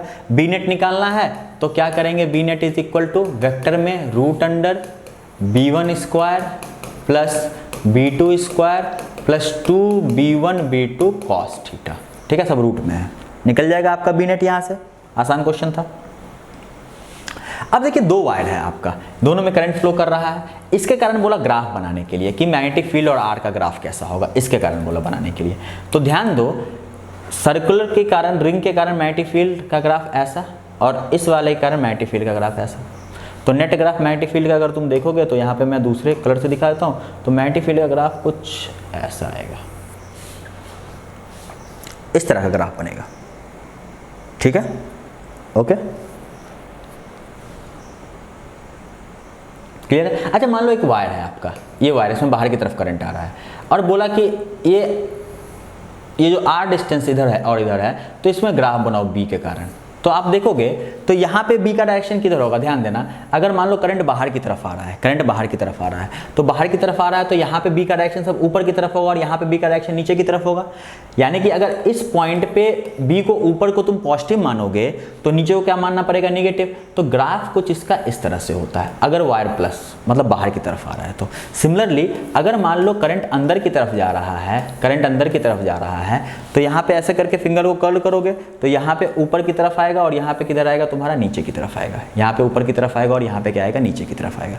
तो आपसे हो सकता है ऐसा क्वेश्चन पूछ दे, जगह है क्या, आपसे हो सकता है ऐसा क्वेश्चन पूछ दे कि 2 वायर है, 2 वायर है, इसी कारण ग्राफ बनाओ, मैग्नेटिक फील्ड का ग्राफ बनाओ। बाहर वायर आ रहा है तो मैंने क्या बताया आपको, बाहर वाले के कारण, बाहर वाले के कारण मतलब इसको पॉजिटिव चार्ज की तरह ट्रीट करो, तो इसके कारण ग्राफ ऐसा आता है और इसके कारण ग्राफ ऐसा। सिमिलरली इसका इंडिविजुअल ग्राफ बना लो, इसके कारण ऐसा और इसके कारण ऐसा। आप एक बात देखो, इस वाले वायर के कारण इधर ऊपर की तरफ आएगा और इस वाले वायर के कारण नीचे की तरफ आएगा, तो कहीं ना कहीं पे जीरो होगा। तो इसको क्या करो, इससे ज्वाइन कर दो, मतलब ग्राफ इस तरह का बनेगा। क्लियर है? मतलब जब भी करंट बाहर की तरफ आ रहा हो उसको पॉजिटिव चार्ज की तरह ट्रीट कीजिए। जैसे कि आपने पढ़ा होगा ना कि पॉजिटिव चार्ज है और पॉजिटिव चार्ज है तो दोनों के कारण इलेक्ट्रिक फील्ड का ग्राफ बनाना है। ये आपने पढ़ा होगा ना, इलेक्ट्रिक फील्ड का ग्राफ बनाना है। तो कैसे ग्राफ बनाते थे? ये ऐसे और ये ऐसे, ये भी ऐसे और ये भी ऐसे, और बीच में कहीं पे न्यूट्रल पॉइंट होता था तो इसको हम लोग ऐसे करके क्या करते थे, ज्वाइन कर देते थे। क्लियर है? ये क्वेश्चन है, आसान सा क्वेश्चन है। इसमें करंट आ रहा है, इधर गया और यहाँ पे निकला, पी पॉइंट पे निकालना है, कहानी खत्म। बहुत आसानी से तुम लोग इसको बना सकते हो। इस क्वेश्चन को भी बना सकते हैं। ध्यान दीजिए, आपसे क्या पूछा गया है कि यहाँ पे करंट आ रहा है, ऐसे पूरा घूमा, इस लूप के कारण निकालो, इसके कारण तो जीरो, फिर इसके कारण निकालो, फिर इसके कारण जीरो। तो नेट आप लोग निकाल सकते हैं बी की वैल्यू कितनी होगी, वहाँ पे बहुत ही आसानी से निकल जाएगा। इसे कारण भी देखिएगा, एक वायर यहाँ से यहाँ तक आया, फिर ऐसे पूरा घूमा सर्कल में, फिर निकल गया। तो पहले जो इनफाइनाइट से वायर यहाँ पे आया है उसके कारण निकाल लीजिए, फिर जो सर्कल है उसे तो इनफाइनाइट के कारण कितना हो जाएगा। देखो तो ये डिस्टेंस अगर यहाँ से r है तो इसके कारण अगर तुम देखोगे तो पाम को स्ट्रेच करोगे तो बाहर की तरफ, तो b1 इसके कारण मान लेते हैं कितना आ जाएगा, सेमी इनफाइनाइट है ना, तो mu naught I by 4πr किधर आ रहा है, बाहर की तरफ। सिमिलरली अगर तुम इसके कारण भी निकालोगे b2 तो ये भी सेमी इनफाइनाइट है, mu naught I by 4πr, ये भी किधर आ जाएगा, बाहर की तरफ। सर्कल के कारण अलग से देख लेना अंदर है या बाहर है। और यहाँ पे अगर तुम देखोगे फिंगर को कर्ल करोगे तो ये भी किधर आ जाएगा, बाहर की तरफ। यानी कि सर्कल के कारण जो b3 निकालेंगे पहले, म्यू नॉट आई बाई कितना होता है सर्कल का 2r, और ये भी कितना है, बाहर की तरफ। तीनों बाहर की तरफ है तो B net is equal to क्या कर देंगे, b1 plus b2 plus b3। यहाँ पे करंट आया है, पी पॉइंट पे निकालना है, तो इस वाले वायर के कारण कितना हो जाएगा बच्चों, जीरो। इसके लिए ये पी पॉइंट पीछे है तो इसके कारण भी कितना हो जाएगा, जीरो। करंट डिस्ट्रीब्यूट हुआ है यूनिफॉर्मली तो इसके कारण और इसके कारण, डिस्ट्रीब्यूशन के कारण जीरो। तो बी पे मैग्नेटिक फील्ड नेट कितना हो जाएगा, बी पे मैग्नेटिक फील्ड जीरो। यहाँ पे देखिए इस पी पॉइंट पे निकालना है, एक आर का ये एंगल अल्फा बना हुआ है, यहाँ से लेके रेडियस आर है और ये जो डिस्टेंस है ये मान लेते हैं ये भी आर दिया हुआ है, या इस डिस्टेंस को मान लेते हैं कि डी दिया हुआ है। ये डिस्टेंस कितना दिया हुआ है बच्चों, डी दिया हुआ है। ठीक है, ये एंगल अल्फा दिया हुआ है। करंट इस तरह से फ्लो किया और ऐसे करके चला गया। इस वाले सेक्शन के कारण ये पी पॉइंट पीछे है तो इस वाले सेक्शन के कारण मैग्नेटिक फील्ड कितना, जीरो। सिमिलरली इस वाले सेक्शन के कारण भी मैग्नेटिक फील्ड कितना, जीरो। ये आर्क बन रहा है, एक आर्क और दो आर्क। ये वाला आर्क उधर जा रहा है तो मैग्नेटिक फील्ड बाहर की तरफ, यानी कि छोटे वाले के कारण b1 मान लेते हैं बाहर की तरफ, mu naught by 4π I by R into क्या, अल्फा। डायरेक्शन किधर, बाहर की तरफ। जो बड़ा वाला है उसमें करंट ऐसे फ्लो कर रहा है तो डायरेक्शन किधर, अंदर की तरफ। तो b2 जो होगा बच्चों, mu naught by 4π I by distance कितना है उस पॉइंट से, r प्लस डी इंटू क्या करेंगे, अल्फा। और ये किधर, अंदर की तरफ। एक बाहर है एक अंदर है, क्या करना है आपको पता ही है। नेक्स्ट यहाँ पे देखो, इस लूप में करंट ऐसे फ्लो कर रहा है, यहाँ पे स्ट्रेट वायर में करंट ऐसे गया, फिर करंट इधर से बाहर आ रहा है। इस पी पॉइंट पे आपको निकालना है मैग्नेटिक फील्ड। इस स्ट्रेट वायर के जस्ट आगे पॉइंट और इस स्ट्रेट वायर के जस्ट पीछे पॉइंट, तो इसके कारण और इसके कारण तो गायब। इस आर्क के कारण एंगल कितना बना रहा, अल्फा। निकाल लेंगे, किधर होगा, अंदर की तरफ। इस वाले आर्क में जो एंगल बना रहा है ये एंगल कितना बना लेगा, 2π माइनस अल्फा। ये भी किधर होगा, अंदर की तरफ। तो नीचे वाला जो आर्क है उसके कारण b1 जो आएगा, mu naught by 4π I by, ये डिस्टेंस यहाँ से यहाँ तक दिया हुआ होगा तो इस बड़े वाले डिस्टेंस को 2r मान लेते हैं और छोटे वाले डिस्टेंस को r मान लेते हैं, इनटू क्या, अल्फा। डायरेक्शन किधर है, अंदर की तरफ। उस छोटे वाले के कारण निकालेंगे तो mu naught by 4π I by radius, और एंगल क्या लेंगे उस केस में, 2π माइनस अल्फा, और इसका भी डायरेक्शन किधर, अंदर की तरफ। दोनों अंदर की तरफ है तो दोनों क्या करना है, ऐड करना है। ये एक अच्छा क्वेश्चन है। क्या दिया हुआ है कि ये जो वायर है स्पाइरल में बहुत सारा ऐसा टर्न है, इसमें करंट कितना फ्लो कर रहा है, आई। इस तरह से करंट फ्लो कर रहा है, इसमें पूरा घूम रहा है। बोला गया है कि इस पूरे के कारण सेंटर पे मैग्नेटिक फील्ड कितना होगा, निकालिए। कैसे निकालेंगे, क्या करते हैं ना, यहाँ से हम लोग x डिस्टेंस पे एक छोटा सा स्ट्रिप काट लेते हैं जिसका थिकनेस कितना है, dx है। पूरा स्ट्रिप इस तरह का हम लोग काट लेते हैं। तो पहले देखते हैं कि उस छोटे से में नंबर ऑफ टर्न कितना होगा। तो यहां से लेके यहां तक का डिस्टेंस a है और ये बाहर आउटर जो रेडियस है उसका कितना है b है।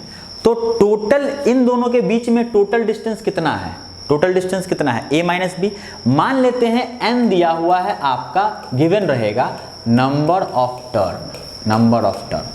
तो तुमने ये जो छोटा सा एलिमेंट माना है, total number of turn n है, तो इस छोटे से एलिमेंट में कितना नंबर ऑफ टर्न होगा, तो कितना नंबर ऑफ टर्न होगा उस छोटे से एलिमेंट में, number of turn in dx कितना होगा, क्या n divided by b minus a into D x, n divided by b minus a into D x. क्योंकि b माइनस a के डिस्टेंस में नंबर ऑफ टर्न n है, तो dx distance में number of turn n by, हाँ n by b minus a into क्या हो जाएगा dx, तो नंबर ऑफ टर्न वहां पे निकल गया। तो करंट उसमें कितना फ्लो कर रहा होगा, I की वैल्यू उसमें कितनी हो गई, I इंटू करंट कितना, current into number of turn, तो नंबर ऑफ टर्न कितना है n by b minus a into D x, तो वो निकल गया उसका I। तो ये जो पूरा सर्कल बन रहा है जिसका डिस्टेंस x है, तो सर्कल के कारण मैग्नेटिक फील्ड कितना होता है, mu not I by 2x। I की वैल्यू उठा के यहाँ से पुट करेंगे तो कितना आ जाएगा, mu naught by 2x, I की वैल्यू कितनी, n by b minus ai into D x. अब इसको सॉल्व कर लेंगे यहाँ से यहाँ तक और आपकी वैल्यू आराम से निकल जाएगी। x की सबसे छोटी वैल्यू a ले लेना और सबसे बड़ी वैल्यू कितनी ले लेनी है, आपकी b ले लेनी है। सॉल्व कर लोगे ना, इंटीग्रेशन हो जाएगा आपका आराम से, ln x का इंटीग्रेशन होगा, इसको क्या कर लेना बच्चों, सॉल्व कर लेना। सोलेनॉइड, ठीक है, सोलेनॉइड। अब देखिए सोलेनॉइड में जो है ना, सोलेनॉइड क्या होता है, एक कोर होता है, उसके चारों तरफ वायर रैप होता है, इस तरह से वायर क्या होता है, रैप होता है। अब इसके कारण किसी P पॉइंट पे, एक्सिस पे एक पॉइंट P है, इस P पॉइंट पे मैग्नेटिक फील्ड निकालते हैं। अच्छा, इस एंड से मान लेते हैं ये P पॉइंट कुछ एंगल बना रहा है और इस एंड से भी कुछ एंगल बना रहा है। एंगल को हम लोग इधर से मेजर करेंगे, ये एंगल θ1 और ये एंगल कितना θ2, हम लोगों ने क्या कर लिया, मेजर कर लिया, ठीक है। तो सोलेनॉइड के P पॉइंट पे जो डिस्टेंस है, ठीक है, सोलेनॉइड का कुछ रेडियस होता है और सोलेनॉइड का कुछ लेंथ होता है, ये जो लेंथ दिया हुआ है। तो P पॉइंट पे जो मैग्नेटिक फील्ड होता है उसकी वैल्यू होती है mu naught NI by 2, mu naught NI by 2। Mu naught पता है, करंट पता है, N क्या है, number of turn per unit length, N क्या है, number of turn per unit length, into cos θ2 minus cos θ1, cos θ2 minus cos θ1, okay, ये value होती है। अगर मान लो आइडियल सोलेनॉइड है, आइडियल सोलेनॉइड का मतलब क्या हुआ कि length is greater than radius, length is greater than radius, जिसको बहुत बड़ा सोलेनॉइड आइडियल सोलेनॉइड बोलते हैं, ठीक है। बहुत बड़ा तो नहीं होता है, ये कंपैरिजन है आपका कि लेंथ की जो वैल्यू है वो रेडियस के कंपैरिजन में बड़ी होगी। ऐसा नहीं कि आइडियल सोलेनॉइड या लॉन्ग सोलेनॉइड का मतलब नहीं हुआ कि 2 किलोमीटर का सोलेनॉइड होगा, ये मतलब नहीं हुआ। आइडियल सोलेनॉइड का मतलब ये हुआ कि उसका जो लेंथ है उसके रेडियस के कंपैरिजन में बहुत बड़ा होगा। तो यहाँ पे अगर तुम देखोगे, अगर ये बहुत बड़ा है, ये बहुत बड़ा है, तो θ2 की वैल्यू 0 हो जाएगी और θ1 की वैल्यू कितनी हो जाएगी, 180 हो जाएगी।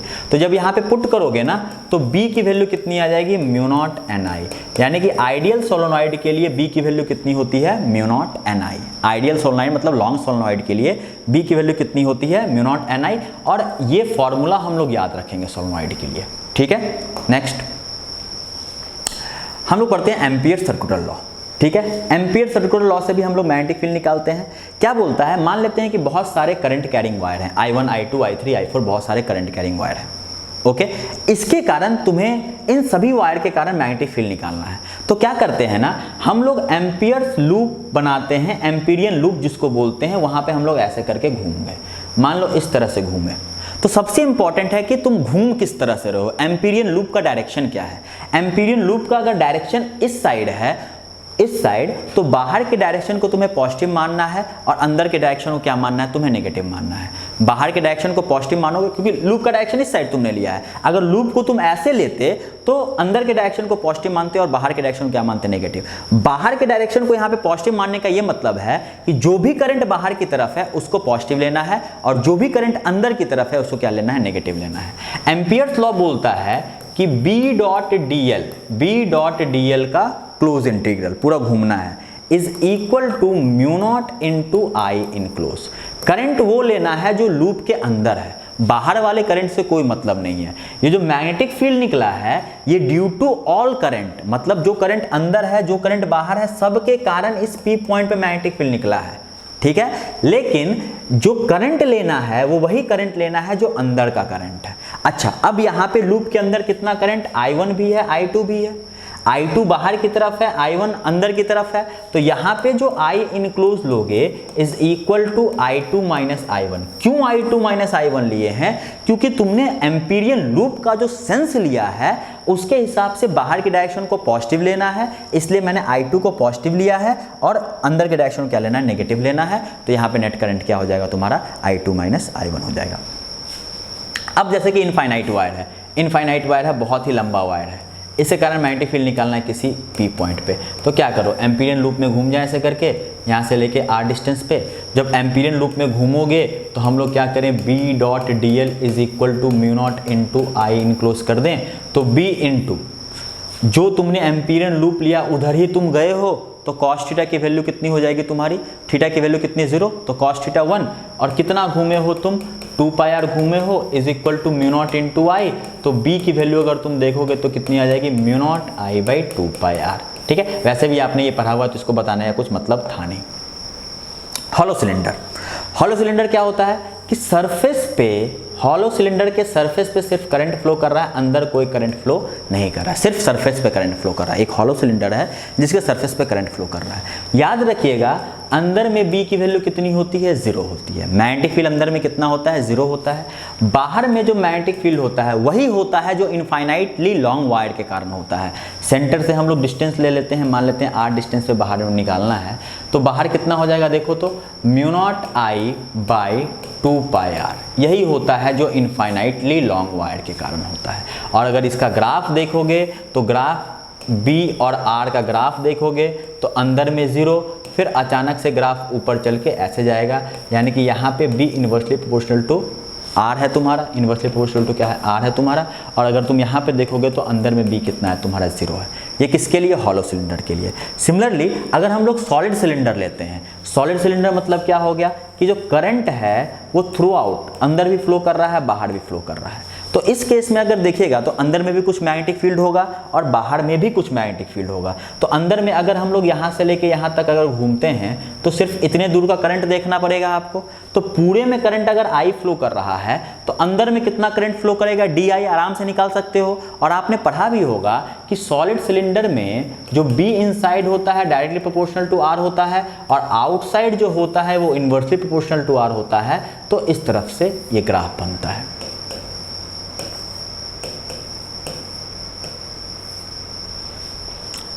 ठीक है। इनफाइनाइट शीट के कारण याद रखना, इनफाइनाइट शीट क्या होता है कि बहुत बड़ा शीट है, ठीक है। ये एक बहुत बड़ा शीट है तुम्हारा, इनफाइनाइटली लॉन्ग शीट है। इसमें कुछ करंट इस तरह से फ्लो कर रहा है, करंट कुछ इस तरह से फ्लो कर रहा है। अगर मैं इसको ऐसे पलट के आपको क्रॉस सेक्शन अगर दिखाता हूं तो मान लेते हैं करंट इस तरह से फ्लो कर रहा है। अब इस पी पॉइंट पे मैग्नेटिक फील्ड निकालना है आपको। एम्पीरियन लूप में चाहो तो ऐसे करके घूम सकते हो और यहाँ पे मैग्नेटिक फील्ड निकाल सकते हैं। यहाँ पे दिया हुआ है आपका lambda, lambda is linear current density. Lambda जो दिया हुआ है ये दिया हुआ है लीनियर करंट डेंसिटी। अगर एम्पीरियन लूप में घूमते हैं तो बी की जो वैल्यू आती है वो आती है म्यू नॉट लैम्डा बाई 2। कितनी आ जाएगी आपकी, म्यू नॉट लैम्डा बाई 2। ठीक है, घूम के देख लेना। इस एम्पीरियन लूप में अगर तुम देखोगे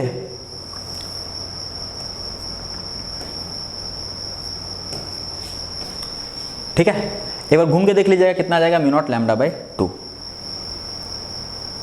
आगे, force on moving charge. Moving charge पे अगर कोई चार्ज मैग्नेटिक फील्ड में मूव कर रहा है तो उस पर फोर्स कितना लगता है। तो आपको पता होगा फोर्स जो होता है वो क्यू वी क्रॉस बी लगता है। ओके, क्या हम इसको ऐसा लिख सकते हैं, Q V B sine theta. क्या लिख सकते हैं, Q V B sine theta. जो यहाँ पे अगर तुम इसको, ये सब वेक्टर है ना, तो अगर तुम देखोगे तो फोर्स जो है वो परपेंडिकुलर टू क्या होगा, वेलोसिटी, क्योंकि force is cross product of velocity and magnetic field. और जो फोर्स है ये परपेंडिकुलर होगा आपके किसके, मैग्नेटिक फील्ड के भी। चलिए ये वाली तो ठीक है, लेकिन इस पर हम लोग बात करते हैं। फोर्स अगर वेलोसिटी के परपेंडिकुलर है, तो फोर्स वेलोसिटी के परपेंडिकुलर है तो डिस्प्लेसमेंट के भी क्या होगा, परपेंडिकुलर होगा। अगर फोर्स डिस्प्लेसमेंट के परपेंडिकुलर है तो वर्क डन कितना हो जाएगा, जीरो हो जाएगा। वर्क डन अगर जीरो है तो work done is equal to change in kinetic energy होता है, ये भी कितना हो जाएगा, जीरो हो जाएगा। Change in kinetic energy zero का मतलब क्या हुआ, kinetic energy initial is equal to kinetic energy final. इसका मतलब क्या हुआ, velocity initial is equal to velocity final. यानी कि कोई चार्ज पार्टिकल अगर मैग्नेटिक फील्ड में मूव कर रहा है तो उस पर कोई वर्क डन मैग्नेटिक फील्ड नहीं करेगा। वर्क डन बाय, ये मैग्नेटिक फील्ड का फोर्स है, work done by magnetic field zero होगा। काइनेटिक एनर्जी पूरे चार्ज पार्टिकल की क्या होगी, सब जगह सेम होगी। काइनेटिक एनर्जी पूरे चार्ज पार्टिकल की सब जगह क्या होगी, सेम होगी। काइनेटिक एनर्जी को मैग्नेटिक फोर्स चेंज नहीं करा सकता है, इसलिए वर्क डन कितना आता है, जीरो आता है। तो अब यहाँ पे डिफरेंट केसेस बनते हैं। मान लेते हैं पहला कि V is parallel to B या V is anti parallel to B। Okay, अगर ऐसा है यानी कि दोनों के बीच का एंगल या तो जीरो हो सकता है या तो दोनों के बीच का एंगल क्या हो सकता है, 180 डिग्री हो सकता है। तो दोनों केस में फोर्स कितना आना है, जीरो। जब फोर्स ही नहीं लग रहा है तो इसका जो पाथ होगा बच्चों वो क्या हो जाएगा, आपका स्ट्रेट लाइन। पाथ कैसा हो जाएगा आपका, इसका स्ट्रेट लाइन। तो स्ट्रेट लाइन पाथ होगा इसका, ठीक है। जब दोनों के बीच का एंगल कितना होगा तुम्हारा, जीरो होगा। अब देखिए, मान लेते हैं कि दोनों के बीच का एंगल जो थीटा है, ये वाला केस बहुत इंपॉर्टेंट है, कितना दिया हुआ है, 90 डिग्री। तो F इज इक्वल टू कितना हो जाएगा, QVB। किसी मैग्नेटिक फील्ड में अगर तुम चार्ज पार्टिकल को फेंकते हो, इस मैग्नेटिक फील्ड में मैंने एक चार्ज पार्टिकल को फेंका, तो चार्ज पार्टिकल जाके यहाँ से सर्कल बनाएगा। वेलोसिटी के परपेंडिकुलर हमेशा फोर्स लगेगा, तो ये जो फोर्स होता है वो कैसा फोर्स होता है, तुम्हारा सेंट्रीपिटल फोर्स होता है, ठीक है। फोर्स की वैल्यू कितनी है, force is equal to QVB है। सेंट्रीपिटल फोर्स के बराबर है तो mv²/r। तो यहाँ से रेडियस की वैल्यू आ जाती है, कितनी आ जाएगी, यहाँ से अगर इसको तुम सॉल्व करोगे तो रेडियस की वैल्यू आ जाएगी तुम्हारी mv/qb। रेडियस की वैल्यू कितनी, mv/qb। रेडियस की सिर्फ ये वैल्यू मुझे याद नहीं रखनी है, रेडियस की और वैल्यू यहीं से अगर तुम डिराइव करना चाहो तो mv को हम क्या लिख सकते हैं, p/qb। तो रेडियस का एक और फॉर्मूला क्या, p/qb। p is momentum, p is what, momentum. अगर p को हम चाहें तो √2m into k, k is क्या, काइनेटिक एनर्जी इंटू b।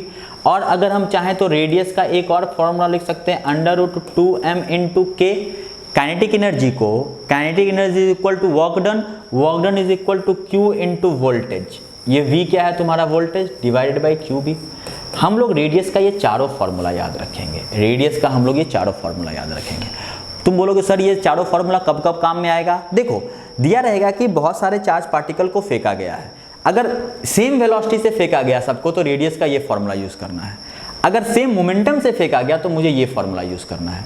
अगर सेम काइनेटिक एनर्जी से फेंका गया तो ये फॉर्मूला यूज करना है, और सेम पोटेंशियल डिफरेंस में फेंका गया तो ये फॉर्मूला यूज करना है, ठीक है। तो ये चार फॉर्मूला हैं आपको, ये आपको याद रखना है। अच्छा, जो ये घूम रहा है उसका कुछ क्या होगा, टाइम पीरियड होगा, घूमने का कुछ टाइम लगेगा। तो टाइम इज इक्वल टू क्या, 2πr/v।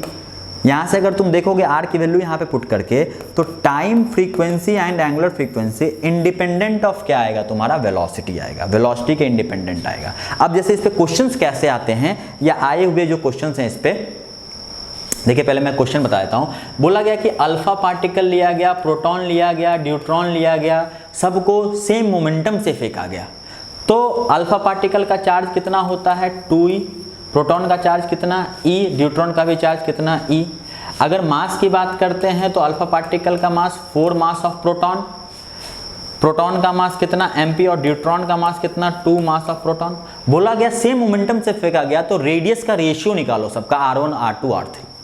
तो मोमेंटम से फेंका गया तो रेडियस का कौन सा फॉर्मूला यूज करेंगे, p/qb।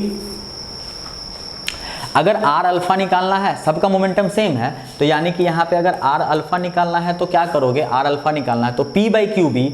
तो p तो सबका सेम, अल्फा का q कितना, 2e इंटू b, तो अल्फा का निकल गया।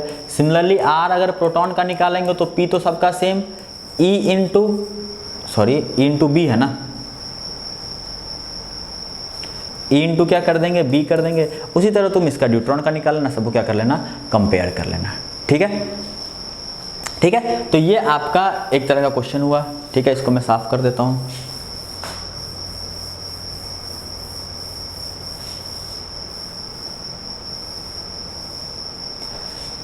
अब देखिए यहाँ पे आपको कोऑर्डिनेट निकालना है टी टाइम में। देखो यहाँ पे क्या दिया हुआ है, वेलोसिटी दिया हुआ है जे में है और मैग्नेटिक फील्ड दिया हुआ है किस में है, आई में है। तो आपको कोऑर्डिनेट निकालना है। अगर बॉडी घूम रहा है तो कहाँ पे घूमेगा, कैसे घूमेगा। तो मैग्नेटिक फील्ड किधर है, तुम्हारा आई की तरफ है, और ये किधर है, तुम्हारा जे की तरफ है। तो अगर मैग्नेटिक फील्ड देखो यहाँ पे, पहले मैं आपको बताता हूँ, यहाँ पे देखो ये आई मान लेते हैं, ये जे मान लेते हैं। तो मैग्नेटिक फील्ड आई की तरफ है, वेलोसिटी ऊपर की तरफ है, तो v क्रॉस b करोगे तो थंब किधर आएगा, अंदर की तरफ जाएगा। तो यानी कि फोर्स अंदर की तरफ लगेगा, तो जो भी पार्टिकल होगा यहाँ से किधर घूमेगा, अंदर की तरफ घूमेगा। जो भी पार्टिकल होगा यहाँ से अंदर की तरफ फोर्स लगेगा ना, फोर्स अंदर की तरफ है, यानी कि इस प्लेन में घूमेगा। यानी कि जो पार्टिकल है वो y और z प्लेन में घूमेगा। किधर घूमेगा, y और z प्लेन में घूमेगा। तो करना क्या है आपको, करना क्या है, ये देखो इधर क्या होगा तुम्हारा, इधर i है, इधर j है, तो इधर क्या होगा k। आई जे के पहले लिख लो, आई जे के पहले तुम बना लो जैसे बनाते हो। इसके बाद क्या करो, जो मैग्नेटिक फील्ड है ना जिधर, उसको अंदर की तरफ कर दो। मतलब इस पूरे को पकड़ के मैं अंदर रोटेट करवा देता हूं। अगर मैं इस पूरे को पकड़ के अंदर ऐसे करके रोटेट करवाऊंगा, ध्यान देना, ऊपर जे रहेगा, अंदर आई चला जाएगा, अंदर क्या चला जाएगा, आई, और इधर क्या चला जाएगा तुम्हारा के, और इधर क्या रहेगा तुम्हारा माइनस के। अब चार्ज पार्टिकल जो है तुम्हारा, उसको किधर फेंका गया है, वी नॉट जे कैप, मतलब चार्ज पार्टिकल को इधर फेंका गया है। मैग्नेटिक फील्ड कहाँ है, v अंदर की तरफ है, I की तरफ है, तो v क्रॉस b करोगे तो इस पे फोर्स इधर लगेगा। तो चार्ज पार्टिकल को अगर यहां से फेंका गया है तो चार्ज पार्टिकल यहां से इस तरह घूमेगा। चार्ज पार्टिकल यहां से इस तरह घूमेगा। ठीक है, चार्ज पार्टिकल यहां से घूमेगा, इसका कुछ सेंटर बनाएगा, सेंटर से कुछ रेडियस होगा। रेडियस तो हम लोग आराम से निकाल सकते हैं, mv/qb करके रेडियस निकाल लेंगे। तो mv/qb करके आपका रेडियस निकल जाएगा। किसी टी टाइम पे चार्ज पार्टिकल यहाँ पे होगा मान लेते हैं, तो ये एंगल बनाएगा थीटा। अच्छा, थीटा इज इक्वल टू क्या कर सकते हैं, omega into T. Theta is equal to omega into T.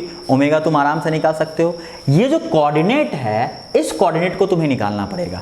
Radius हम निकाल सकते हैं आराम से। रेडियस इज इक्वल टू क्या, radius is equal to mv0/qb0। ये तो रेडियस निकल गया, डेटा दिया हुआ है आपका।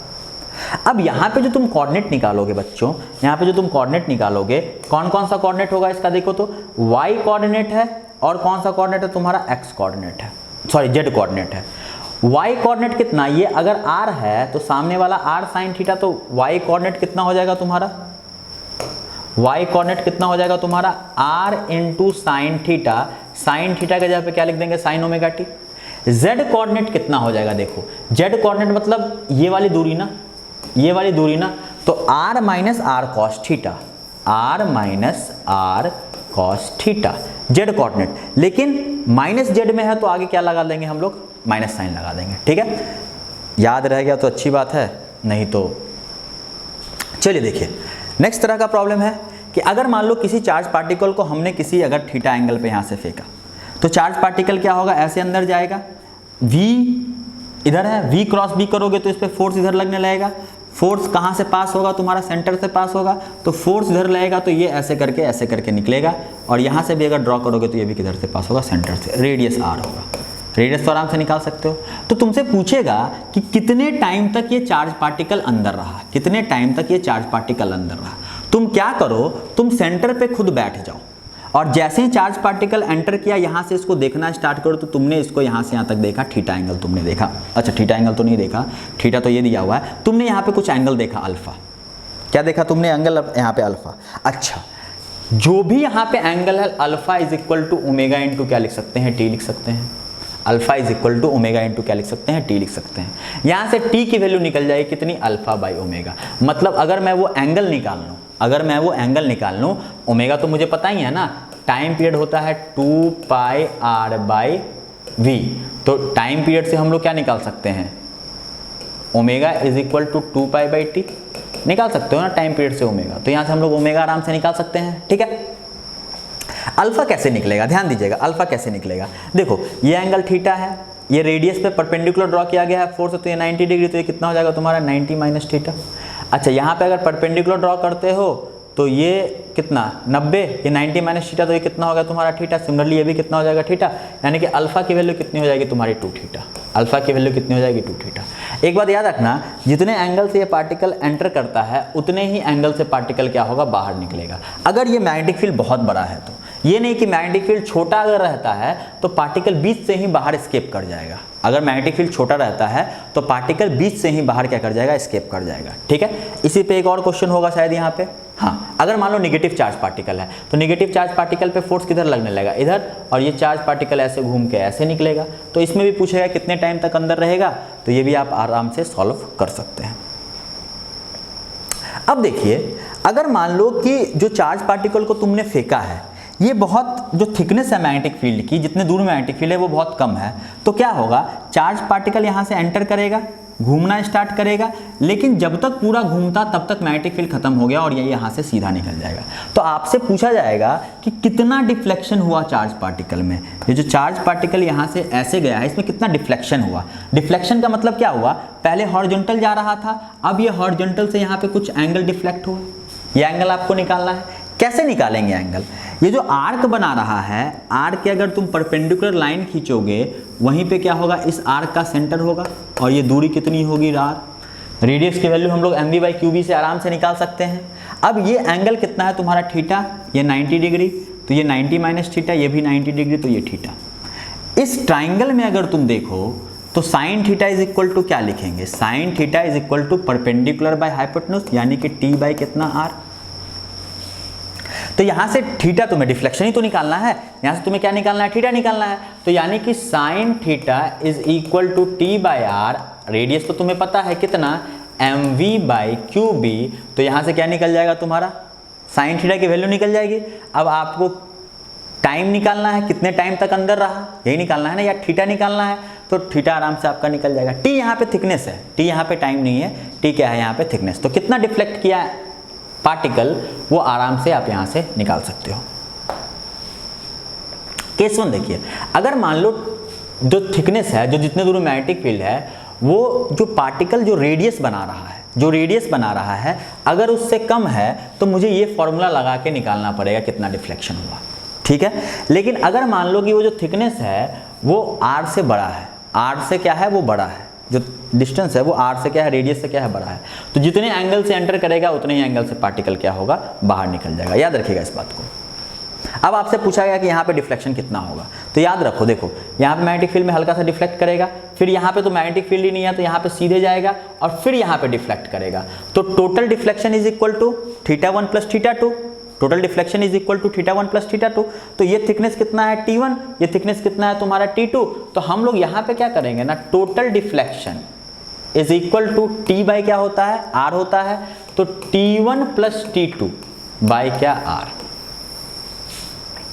बस ये मान लो कि इस गैप को भूल जाओ, गैप का कुछ मतलब ही नहीं है। इस मैग्नेटिक फील्ड को उठा के यहाँ पे कर दो, टोटल थिकनेस की वैल्यू यहाँ पे पुट कर दो जो भी दी हुई है, और यहाँ से आपका क्या निकल जाएगा, वैल्यू निकल जाएगा। ठीक है, साइक्लोट्रॉन। देखिए साइक्लोट्रॉन क्या होता है कि आपने पढ़ा होगा कि हम लोग इस डी टाइप का हम लोग शेप बनाते हैं, मतलब मेटेलिक फ्रेम बनाते हैं, और इसमें चार्ज पार्टिकल जो होता है घूमता है, और इस डी को जो हम लोग होता है किससे, एक एसी सोर्स से कनेक्ट किए रहते हैं ताकि इसका पोलैरिटी बार बार चेंज होता रहे। अब इसमें क्या होता है कि रेडियस होता है, ये पहला रेडियस हुआ, ये दूसरा रेडियस हुआ, ये तीसरा रेडियस हुआ, रेडियस होता है। तो रेडियस जो होता है क्या होता है, पहला जो रेडियस होता है √2m इंटू QV, जो दूसरा रेडियस होता है √2m into Q into 2V। तो पहले रेडियस के √2 टाइम्स होता है दूसरा रेडियस, तीसरा रेडियस जो होता है √3 टाइम्स होता है, चौथा रेडियस जो होता है √4 टाइम्स होता है। इस तरह से रेडियस बढ़ते चला जाता है।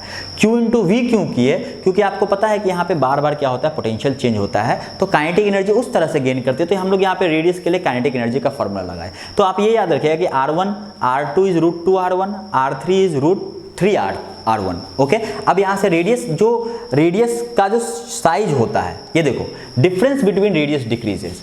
रेडियस जो पहले है बाद में बहुत क्लोज क्लोज क्लोज क्लोज आते जाता है। ये जो दोनों के बीच का डिफरेंस होता है ना, दो रेडियस के बीच का डिफरेंस, वो धीरे धीरे धीरे धीरे घटता चला जाता है। अब आपसे पूछा जाता है number of rotation before coming out. जो भी पार्टिकल हैं, जो भी साइक्लोट्रॉन में पार्टिकल्स होते हैं, जिस पार्टिकल को भी करते हैं, आप ये मान लीजिए कि हम लोग बहुत छोटे मास वाले पार्टिकल को नहीं करते हैं। कभी भी हम लोग जैसे अल्फा पार्टिकल को करते हैं, इलेक्ट्रॉन्स को हम लोग नहीं कर सकते हैं, न्यूट्रल पार्टिकल्स को हम लोग नहीं कर सकते हैं, ठीक है। अच्छा, जब एक रोटेशन हुआ तो काइनेटिक एनर्जी कितना गेन किया? जब एक रोटेशन हुआ तो एक बार इधर से v गेन किया, एक बार इधर से v गेन किया, तो टोटल v कितना गेन किया? 2v। तो kinetic energy q into delta v, तो q इंटू 2v, तो एक रोटेशन में काइनेटिक एनर्जी कितना गेन किया? 2qv। अगर n रोटेशन हो रहा हो तो काइनेटिक एनर्जी कितना गेन करेगा? 2q into nv। Okay, kinetic energy इतना गेन करेगा। तो टोटल n रोटेशन में काइनेटिक एनर्जी इतना गेन किया। और देखिए kinetic energy is equal to half mv²। अब इन दोनों को अगर हम लोग कंपेयर कर सकते हैं, यहाँ पे भी वेलोसिटी है और यहाँ पे भी वोल्टेज है, दोनों को कंपेयर करके हम लोग यहाँ से क्या निकाल सकते हैं? n की वैल्यू निकाल सकते हैं। बोलोगे सर यहाँ पे v वेलोसिटी क्या पुट करें? तो आपको पता है कि radius is equal to mv by क्या होता है? qb होता है। तो यहाँ से v is equal to qbr by क्या हो जाएगा? m हो जाएगा। तो यहाँ से v की वैल्यू उठा के इसमें क्या कर दीजिए? पुट कर दीजिए। तो यहाँ से v की वैल्यू उठा के अगर उसमें पुट कर दोगे तो आराम से आंसर आ जाएगा। अच्छा, रेडियस कौन सा लेना है? जो बड़ा वाला रेडियस होगा ये ले लेना है रेडियस। क्यों? क्योंकि नंबर ऑफ टर्न पूछा है आपका। अगर मान लो कि वेलोसिटी और b के बीच में एंगल थीटा है, वेलोसिटी और b के बीच में एंगल कितना है? थीटा है। यानी कि पार्टिकल का मैग्नेटिक फील्ड इधर है, मतलब मैग्नेटिक फील्ड इनिशियल इधर दिया हुआ है और पार्टिकल को इधर फेंका गया किसी भी वेलोसिटी से थीटा एंगल पे फेंका गया, तो क्या होगा? हेलिकल पाथ बनाएगा। क्या बनाएगा? हेलिकल पाथ बनाएगा। तो पाथ कैसा हो जाएगा बच्चों? पाथ कैसा हो जाएगा? हेलिकल हो जाएगा। ठीक है, पाथ हो जाएगा आपका हेलिकल। अब लेकिन ध्यान दीजिए, अगर इस वेलोसिटी का हम लोग दो कंपोनेंट करते हैं, एक v parallel to magnetic field, एक v परपेंडिकुलर, तो परपेंडिकुलर वाला जो कंपोनेंट है वो सर्कुलर मोशन प्रोवाइड करेगा, लेकिन जो पैरेलल वाला कंपोनेंट है वो उसको आगे ले जाएगा। यानी कि पैरेलल वाला कंपोनेंट उसको पिच प्रोवाइड करवाएगा और परपेंडिकुलर कंपोनेंट उसको सर्कुलर मोशन प्रोवाइड करवाएगा। यानी कि radius depends on v perpendicular, तो mv परपेंडिकुलर बाई qb, और दो कंसेक्यूटिव हेलिक्स के बीच में जो डिस्टेंस होता है इसी को हम लोग क्या बोलते हैं? पिच। तो pitch is equal to v parallel into time period. एक बार घूमने का जो टाइम लगा है वो टाइम पीरियड। एक क्वेश्चन है, देख लीजिएगा, बन जाएगा आराम से। लॉरेंज फोर्स कितना होता है? Lorentz force F is equal to Fe plus Fm। मतलब जहाँ पे इलेक्ट्रिक फोर्स मैग्नेटिक फोर्स दोनों किसी चार्ज पार्टिकल पे लग रहे हो तो वो Lorentz force E plus Q V cross P. Q को अगर बाहर निकाल लेते हैं, E plus V cross P. Question क्या पूछा जा सकता है? आपसे क्वेश्चन पूछ दिया, बोल दिया क्या कि अगर फोर्स की वैल्यू 0 है, लॉरेंज फोर्स की नेट फोर्स कितना है? 0 है, यानी कि E plus V cross B कितना हो जाएगा तुम्हारा? 0। यानी कि E is equal to minus of V cross B. आपसे बोला कि अगर नेट फोर्स 0 है तो क्या E वेलोसिटी के परपेंडिकुलर है? हाँ है, क्योंकि v क्रॉस भी आ रहा है तो E जो है परपेंडिकुलर टू वेलोसिटी होगा, E जो है परपेंडिकुलर टू मैग्नेटिक फील्ड होगा। बोलो, क्लियर है? ठीक है ना? Magnetic force and field due to moving charge particle. अब मूविंग चार्ज पार्टिकल के कारण मैग्नेटिक फोर्स या फील्ड कितना आता है? ध्यान दीजिएगा, करंट अगर फ्लो कर रहा था तो mu naught by 4 pi I D L cross R by R cube. अच्छा, I को हम लोग D Q by D T लिख सकते हैं। डी टी अगर डी एल के नीचे चला जाएगा तो वो क्या बन जाएगा? V बन जाएगा। यानी कि अगर कोई चार्ज पार्टिकल मूव कर रहा है, जैसे Q जो चार्ज पार्टिकल है ये मूव कर रहा है R डिस्टेंस पे, एक पॉइंट है, इस पे मैग्नेटिक फील्ड उस Q1 के कारण, मतलब 1 पे जो पार्टिकल है Q, उसे कारण निकालना है। तो कितना हो जाएगा? Mu naught by 4 pi Q V cross R by R Q, ये हो जाएगा। तो यहाँ पे मैग्नेटिक फील्ड निकल गया। यहाँ पे क्या निकल गया? मैग्नेटिक फील्ड निकल गया B1। अच्छा, इस मैग्नेटिक फील्ड पे एक चार्ज है तुम्हारा कितना? Q, जो कि v वेलोसिटी से जा रहा है। अगर चार्ज रेस्ट पे रहता तो कोई फोर्स ही नहीं लगता, लेकिन v वेलोसिटी से जा रहा है तो force on 2 due to 1 is equal to कितना हो जाएगा? Q v cross B1, Q v cross कितना? B1। दो चार्ज अगर पैरेलल जा रहा है तो दोनों के बीच में क्या होगा, अट्रैक्शन होगा। दो चार्ज अगर ऑपोजिट डायरेक्शन में जा रहा है तो दोनों के बीच में क्या होगा, रिपल्शन होगा। याद रखिएगा, दो चार्ज अगर पैरेलल जा रहा है करंट कैरिंग वायर की तरह ही, अट्रैक्शन होगा, और ऑपोजिट जा रहा है तो क्या होगा, रिपल्शन होगा। वही चीज़ है। अब देखिए यहाँ पे एक चार्ज पार्टिकल ऊपर जा रहा है, एक चार्ज पार्टिकल इधर जा रहा है, तो इसके कारण अगर तुम देखोगे मैग्नेटिक फील्ड, तो किस डायरेक्शन में मैग्नेटिक फील्ड होगा, ध्यान से देखिएगा। चार्ज पार्टिकल ऊपर जा रहा है, पॉजिटिव चार्ज पार्टिकल ऊपर जा रहा है, मतलब करंट ऊपर जा रहा है, तो करंट ऊपर जा रहा है तो यहाँ पे अगर मैग्नेटिक फील्ड निकालेंगे तो यहाँ पे मैग्नेटिक फील्ड किधर आएगा, अंदर की तरफ आएगा। इस मैग्नेटिक फील्ड के कारण इस चार्ज पे फोर्स किधर लगेगा, बी अंदर की तरफ, इस चार्ज की वेलोसिटी इधर है, तो इस पे v क्रॉस b करोगे तो फोर्स किधर लगेगा, इस चार्ज पे अंदर नीचे की तरफ फोर्स लगेगा, फोर्स ऑन 2 ड्यू टू 1। लेकिन इस चार्ज के कारण सामने सामने मैग्नेटिक फील्ड कितना, 0, क्योंकि जिस तरह से वायर के सामने मैग्नेटिक फील्ड 0 होता है तो चार्ज के सामने मैग्नेटिक फील्ड कितना हो जाएगा, 0। यानी कि अगर मैग्नेटिक फील्ड 0 है तो ये चार्ज उस पर कोई फोर्स नहीं लगा रहा है, लेकिन ये चार्ज इस पर फोर्स लगा रहा है F21। तो यहाँ पे देखो, यहाँ पे जो न्यूटन का थर्ड लॉ है ये मैग्नेटिक फील्ड में फॉलो हो ये जरूरी नहीं है। मैग्नेटिक फील्ड में न्यूटन थर्ड लॉ फॉलो हो ये जरूरी नहीं है। तो याद रखिए लीजिएगा, मैग्नेटिक फोर्स के केस में न्यूटन्स कौन सा लॉ, अरे यार मिटना, में न्यूटन्स थर्ड लॉ फॉलो हो ये जरूरी नहीं है। ठीक है, मैग्नेटिक फोर्स के केस में न्यूटन थर्ड लॉ फॉलो हो ये जरूरी नहीं है, तो ये एक्सेप्शन है न्यूटन थर्ड लॉ का। अभी देखो जैसे इलेक्ट्रॉन है, अभी इलेक्ट्रॉन का जब मूव कर रहा है, मान लो ये इलेक्ट्रॉन ऊपर जा रहा है v वेलोसिटी से, ये भी इलेक्ट्रॉन ऊपर जा रहा है v वेलोसिटी से, आपसे पूछा गया कि मैग्नेटिक फोर्स दोनों के बीच में क्या लग रहा होगा। तो पहले इस इलेक्ट्रॉन के कारण जो r डिस्टेंस पे है यहाँ पे क्या निकाल लेते हैं, मैग्नेटिक फील्ड निकाल लें, तो b1 कितना लिखेंगे, μ0/4π q के बदले e, v क्रॉस r यानी कि परपेंडिकुलर ही है ना, तो VR डिवाइडेड बाई r³ कर देते हैं, तो कितना आ जाएगा देखो, तो μ0/4π EV/r², EV/r²। तो ये यहाँ पे मैग्नेटिक फील्ड निकला, यहाँ पे क्या निकल गया, मैग्नेटिक फील्ड निकल गया। अच्छा मैग्नेटिक फील्ड निकल गया तो इस पर फोर्स निकाल सकते हैं, force on 2 due to 1 is equal to QVB, क्योंकि सब परपेंडिकुलर है तो E into V into B, तो E इंटू V की वैल्यू कितनी आई है, V की वैल्यू तो V दी हुई है, और मैग्नेटिक फील्ड की वैल्यू कितनी है, μ0/4π EV/r²। तो यहाँ से कर लेंगे तो मैग्नेटिक फोर्स निकल जाएगा, और इलेक्ट्रिक फोर्स दोनों के बीच का पता है कि Q1 Q2/r², तो दोनों कैलकुलेट करके देखोगे ना तो इलेक्ट्रिक फोर्स फील्ड की जो फोर्स की जो वैल्यू है वो मैग्नेटिक फोर्स से बहुत ज़्यादा आएगा। अच्छा किसी चार्ज पार्टिकल को इलेक्ट्रिक फील्ड मैग्नेटिक फील्ड दोनों है, दोनों पैरेलल एक ही डायरेक्शन में रिलीज कर दिया गया, तो क्या होगा, इलेक्ट्रिक फील्ड इसको इधर खींचेगा, इलेक्ट्रिक फील्ड इसको इधर खींचेगा, अब इलेक्ट्रिक फील्ड इसको इधर खींचते चला जाएगा, लेकिन मैग्नेटिक फील्ड के पैरेलल में है तो एंगल 0, तो मैग्नेटिक फोर्स इस पर कितना हो जाएगा तुम्हारा, मैग्नेटिक फोर्स हो जाएगा 0, लेकिन इलेक्ट्रिक फोर्स कितना हो जाएगा इस पर QE, यानी कि एक्सेलरेशन किसके कारण आएगा, इलेक्ट्रिक फोर्स के कारण आएगा, कितना आ जाएगा QE/m।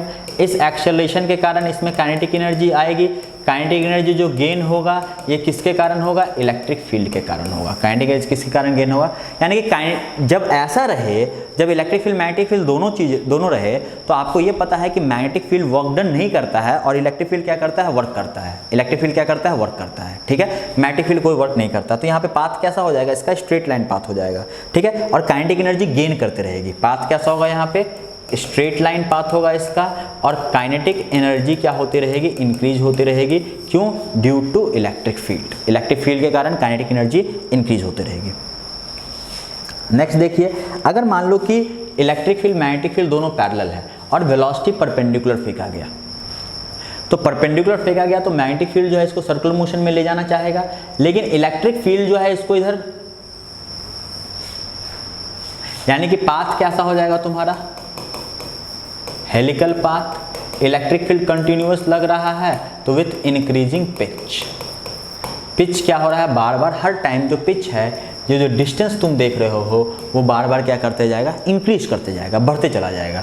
तो अगर इस तरह का केस रहेगा तो ये खटाक से टिक मारना। अच्छा, अगर मैग्नेटिक फील्ड और इलेक्ट्रिक फील्ड परपेंडिकुलर है और यहाँ पे तुमने एक चार्ज पार्टिकल को रेस्ट पे छोड़ दिया, तो इलेक्ट्रिक फील्ड किस साइड है, इस साइड है, मैग्नेटिक फील्ड अंदर की तरफ है, इसको इलेक्ट्रिक फील्ड इधर ले जाएगा, लेकिन मैग्नेटिक फील्ड इसको घुमाएगा, फिर ऐसा, ये साइक्लॉइड इसको बोलते हैं, इस टाइप का पाथ बनता चला जाएगा। ठीक है, याद रखिएगा अगर पूछ दिया तो। करंट कैरिंग वायर पे जो मैग्नेटिक फील्ड फोर्स होता है वो कितना होता है, I D L cross B, I D L cross B. ठीक है, एल डी एल जो होता है ये लेंथ ऑफ वायर होता है। कौन सा लेंथ होता है, इनिशियल और फाइनल लेंथ को जो ज्वाइन करते हैं, डिस्प्लेसमेंट जिसको बोलते हैं, वो होता है। जैसे कि देखिए, मान लो कि ये करंट कैरिंग वायर है, आपसे इसमें पूछा क्या कि इस वायर पे फोर्स निकालो, तो इनिशियल पॉइंट देखो ए, फाइनल पॉइंट देखो बी, इस पूरे को भूल जाओ और इन दोनों को ज्वाइन करते हुए उसमें करंट फ्लो करवा दो आई, और इसका लेंथ यहाँ से यहाँ तक देख लो कितना है, 2r है, कितना है, 2r है। तो बस इस वाले वायर पे, ये जो तुम्हारा वायर है, ये वाला जो वायर है, बस इस वाले वायर पे तुम क्या निकाल दो, फोर्स निकाल दो। मैग्नेटिक फोर्स फील्ड किधर है, अंदर की साइड है, तो फोर्स कितना हुआ तुम्हारा, I D L cross B. D L जिधर करंट का डायरेक्शन है, बी अंदर, तो इस पे फोर्स किधर लगेगा तुम्हारा, ऊपर की तरफ लगेगा। तो F is equal to I, length कितना है इसका, 2r इंटू क्या कर दो, b कर दो। ये देखो, इसमें करंट फ्लो कर रहा है, इसका लेंथ अगर n1 है, इसमें करंट फ्लो कर रहा है, इसका लेंथ l2 है, इसमें करंट फ्लो कर रहा है, लेंथ l3 है, इसमें करंट फ्लो कर रहा है, लेंथ l1 है। मैग्नेटिक फील्ड अंदर की तरफ है, कुछ नहीं करना है, initial point low a, final point low b, दोनों को ज्वाइन कर दो। ये जो वेक्टर है बस इसी से मुझे मतलब है, यानी कि जो फोर्स होगा वो आई एल क्रॉस बी, मतलब इनिशियल और फाइनल पॉइंट को मुझे देखना है, बीच में क्या हुआ है मुझे उससे कोई मतलब नहीं है। ठीक है, मान लो कि इस तरह का करंट आई फ्लो कर रहा है, और मान लेते हैं कि मैग्नेटिक फील्ड किधर है, अंदर की तरफ है। तो क्या करना है, ये मान लो कोऑर्डिनेट दिया हुआ है 1 और 2, ये कोऑर्डिनेट दिया हुआ मान लेते हैं 3 और 4।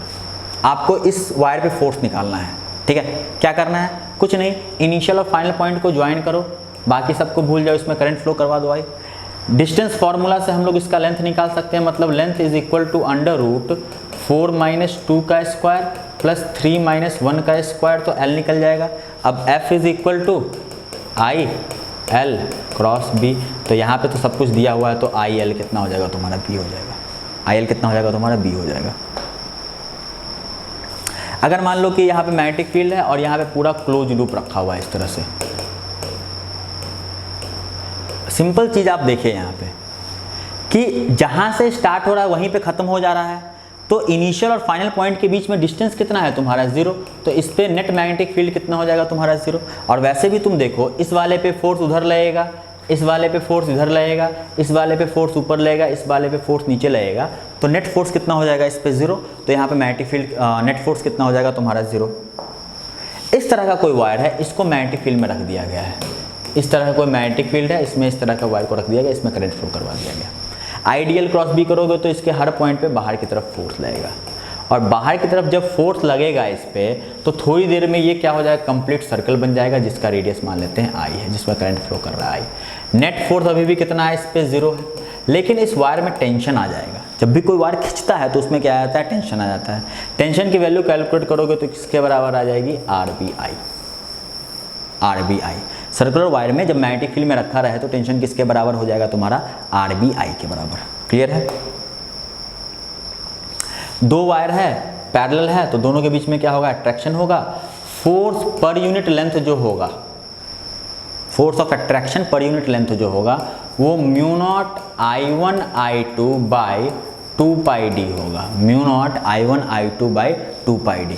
दो अगर पैरेलल है तो अट्रैक्शन होगा, और अगर अपोजिट है तो रिपल्शन होगा। फोर्स पर यूनिट लेंथ इतना ही होगा। यहाँ पे अगर मैं इसके कारण इस पे फोर्स निकालता हूँ, d डिस्टेंस दिया हुआ है, तो फोर्स पर यूनिट लेंथ मैंने क्या बताया, μ0 I1 I2 बाई 2πd।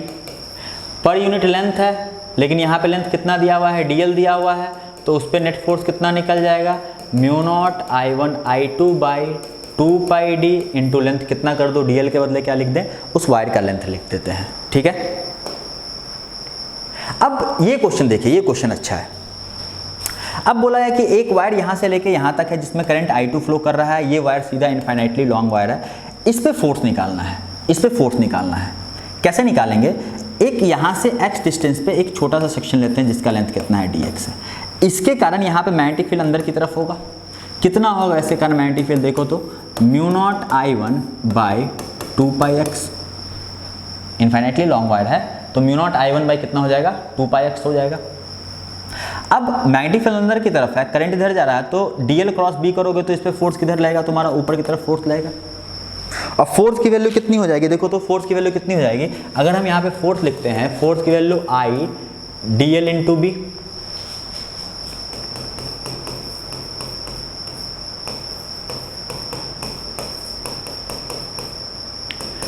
μ0, अच्छा इसमें I2 था और इसमें क्या था? I1 था, तो μ0 I1 I2 by 2π dx by क्या हो गया? x। इंटीग्रेट करो, x की सबसे छोटी वैल्यू कितनी हो सकती है? a, और सबसे बड़ी वैल्यू कितनी हो सकती है? a plus B. तो यानी कि इसको इंटीग्रेट करके हम लोग क्या निकाल देंगे? फोर्स निकाल देंगे। अब देखो, जब यहाँ पे अगर मान लो कि ये जो वायर है, यहाँ पे देखो मैं आपको दिखा रहा हूँ, जब नज़दीक जाओगे तो फोर्स कम लगेगा, धीरे धीरे ये फोर्स की वैल्यू बढ़ते चली जाएगी और धीरे धीरे ये फोर्स यहाँ पे बढ़ते चला जाएगा। सॉरी, उल्टा बना दिया मैंने, क्या कर दिया? उल्टा बना दिया। जितना दूर तुम जाओगे ये फोर्स कम होगा और जितना नज़दीक जाओगे ये फोर्स क्या हो जाएगा? x के इन्वर्सली प्रोपोर्शनल है ना, तो नज़दीक जाएंगे तो मैग्नेटिक फील्ड ज़्यादा होगा तो फोर्स क्या हो जाएगा? बढ़ जाएगा, और दूर जाओगे तो फोर्स क्या हो जाएगा? तुम्हारा कम हो जाएगा। इंटीग्रेट करके इसकी वैल्यू निकाल लेना यार, a प्लस बी होगा यहाँ पे, ठीक है। मैग्नेटिक डायपोल मोमेंट क्या होता है? m is equal to NIA, where n is number of turn, I is current, A is area. मान लेते हैं कि जैसे इसमें करंट ऐसे फ्लो कर रहा है, रेडियस r है, तो मैग्नेटिक मोमेंट क्या हो जाएगा? I इंटू ए, इसका रेडियस कितना? पाई r स्क्वायर। डायरेक्शन किधर होता है? मैग्नेटिक डायपोल मोमेंट का डायरेक्शन जो होता है वो साउथ टू किधर होता है? नॉर्थ की तरफ होता है। यहाँ पे अगर तुम देखोगे तो बाहर की तरफ आ रहा है, तो यानी कि पीछे साउथ होगा, बाहर की तरफ डायरेक्शन, तो यहाँ पे मैग्नेटिक मोमेंट का जो डायरेक्शन है किधर हो जाएगा? सॉरी,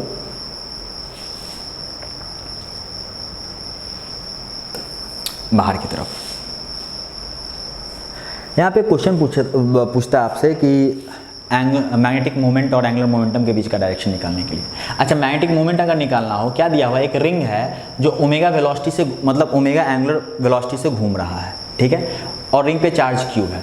तो मैग्नेटिक मोमेंट अगर तुम निकालना चाहते हो तो क्या लिखते हैं? I into A into N, एक ही टर्न के लिए निकालते हैं। I को क्या लिख सकते हैं? Q by T. एरिया कितना? पाई r square. Number of turn a।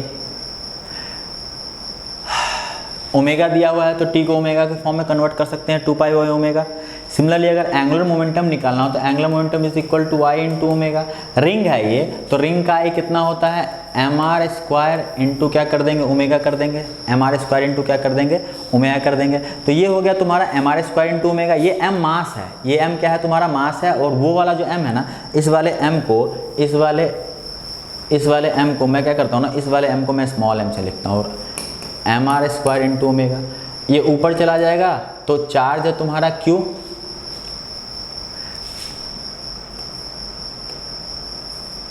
To pi by omega, और पाई r स्क्वायर है तो पाई पाई कट गया। मैग्नेटिक मोमेंट और एंगुलर मोमेंटम को अगर डिवाइड करोगे तो क्या आ जाएगा? देखो, ऊपर है तुम्हारा कितना? q omega into r square by 2, नीचे है m r square into omega.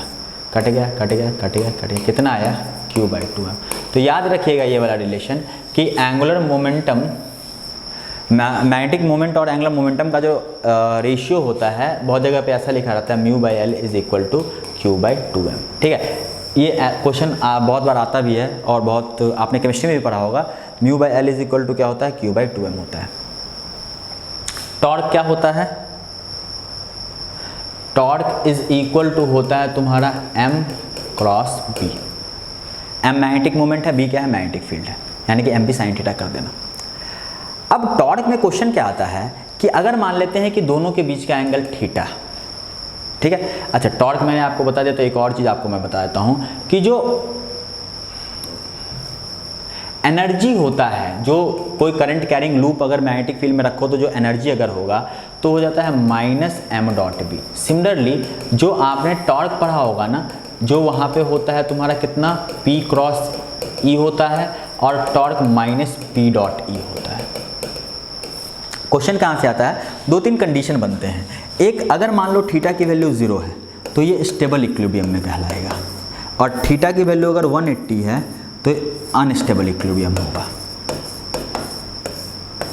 बाकी फार्मूला याद रखना, फार्मूला से क्वेश्चन पूछते हैं। मेन यहाँ से कुछ ज़्यादा क्वेश्चन आता नहीं है, आपका आसान आसान से क्वेश्चन आएंगे, ठीक है। मूविंग कॉइल गैल्वेनोमीटर कुछ नहीं होता है, एक कॉइल होता है, इस तरह से इस पर वायर रैप होता है, इसको मैग्नेटिक फील्ड में रख दिया जाता है। इसमें 2 चीज़ पूछा जाता है आपसे, करंट सेंसिटिविटी, ऊपर एक निडल लगा हुआ रहता है, नीचे एक स्प्रिंग लगा हुआ रहता है। जैसे ही इसमें करंट फ्लो होता है, जैसे ही इसमें करंट फ्लो होता है तो इस पर टॉर्क लगता है। Torque is equal to M cross B होता है, यानी कि यहाँ पे एम बी हो जाएगा, दोनों के बीच का एंगल 90 डिग्री है। एम जो होता है वो N I into A into B हो जाता है। अच्छा, ये टॉर्क लगेगा उसके कारण ये घूमेगा, तो इस स्प्रिंग में एक टॉर्सनल इस तरह से ट्विस्ट कर जाता है स्प्रिंग, तो स्प्रिंग में भी टॉर्क लगता है, कुछ सी इंटू अल्फा लगता है। सी क्या होता है, टॉर्सनल कांस्टेंट होता है। तो कब इक्विलिब्रियम में आएगा, जब दोनों क्या हो जाएगा, तुम्हारा बराबर हो जाएगा। जब दोनों क्या हो जाएगा, तुम्हारा बराबर हो जाएगा, तो किस में आ जाएगा, तुम्हारा इक्विलिब्रियम में आ जाएगा। तो इक्विलिब्रियम का मतलब क्या है, N I A into B is equal to C into alpha. Deflection, alpha क्या है, डिफ्लेक्शन, जितना ट्विस्ट किया है, डिफ्लेक्शन बाई आई, मतलब deflection by I is equal to क्या हो जाएगा, देखो तो N A B by C, N A B by C. Deflection पर यूनिट करंट को हम लोग बोलते हैं करंट सेंसिटिविटी। क्या बोलते हैं, करंट सेंसिटिविटी, ठीक है। क्या बोलते हैं, करंट सेंसिटिविटी। अब अगर नंबर ऑफ टर्न को डबल कर दिया जाए तो करंट सेंसिटिविटी भी क्या हो जाएगा, डबल हो जाएगा।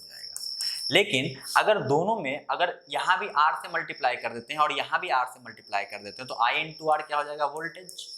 इसको बोलेंगे voltage sensitivity. N A B by क्या हो जाएगा तुम्हारा, R into C, voltage sensitivity. अगर नंबर ऑफ टर्न को डबल किया गया तो करंट सेंसिटिविटी डबल हो जाएगा। लेकिन इस केस में क्या होगा, नंबर ऑफ टर्न को अगर डबल करोगे तो R भी डबल हो जाएगा, तो वोल्टेज सेंसिटिविटी उतना ही रहेगा, ठीक है। तो ये बच्चों कुछ क्या थे मेन से पॉइंट्स है जो मैंने आपको बताया है, ठीक है। जो इम्पोर्टेंट था वो सारे मैंने एक जगह लाके आपको बता दिए। अगर इसका एक बार रिवीजन कर लेते हैं आप लोग, ठीक है, रिवीजन कोर्स है आपका, एक बार इसका क्विक रिवीजन कर लेते हो तो आपको एग्जाम टाइम में बहुत बेनिफिशियल होगा ये, ठीक है। कोर्स तो आपने, मैं तो ये मान के चल रहा हूँ, ये मान के आपको पढ़ा रहा हूँ कि आपने मैग्नेटिज्म एक बार पढ़ा होगा, ठीक है। क्रैश कोर्स या रिवीजन कोर्स जो होता है वो क्विक फास्ट कोर्स होता है, ठीक है। तो बाकी अगर जो भी पीडीएफ होगा या जो मटेरियल होगा, इसके लिए मैंने आपको टेलीग्राम पे बोला है कि टेलीग्राम पे आप फॉलो कर लीजिए। किसको फॉलो कीजिए, टेलीग्राम पे। अरे यार क्या हो जा रहा है, बार बार नहीं लिखाएगा लगता है। हाँ, t.me/raj sir physics, t.me/raj sir physics पे आप, वहाँ पे मैं पोस्ट करते रहता हूँ, तो वहाँ पे आप ज्वाइन कर लीजिए। और अभी काम चल रहा है, अभी जैसा कि मैंने बोला था कि वीडियो पहले आएगा, थोड़ा सा लेट हो गया, तो चलिए कोई बात नहीं, करते रहेंगे जब तक आपका एग्जाम है, मैं आपके साथ हूँ। जो भी प्रॉब्लम हो, वीडियो कैसा लगा, अच्छा लगा, खराब लगा, कमेंट करके बता दीजिए, और अच्छा लगा वीडियो तो शेयर कर दीजिएगा। मिलते हैं दोस्तों फिर, जय हिंद, जय भारत।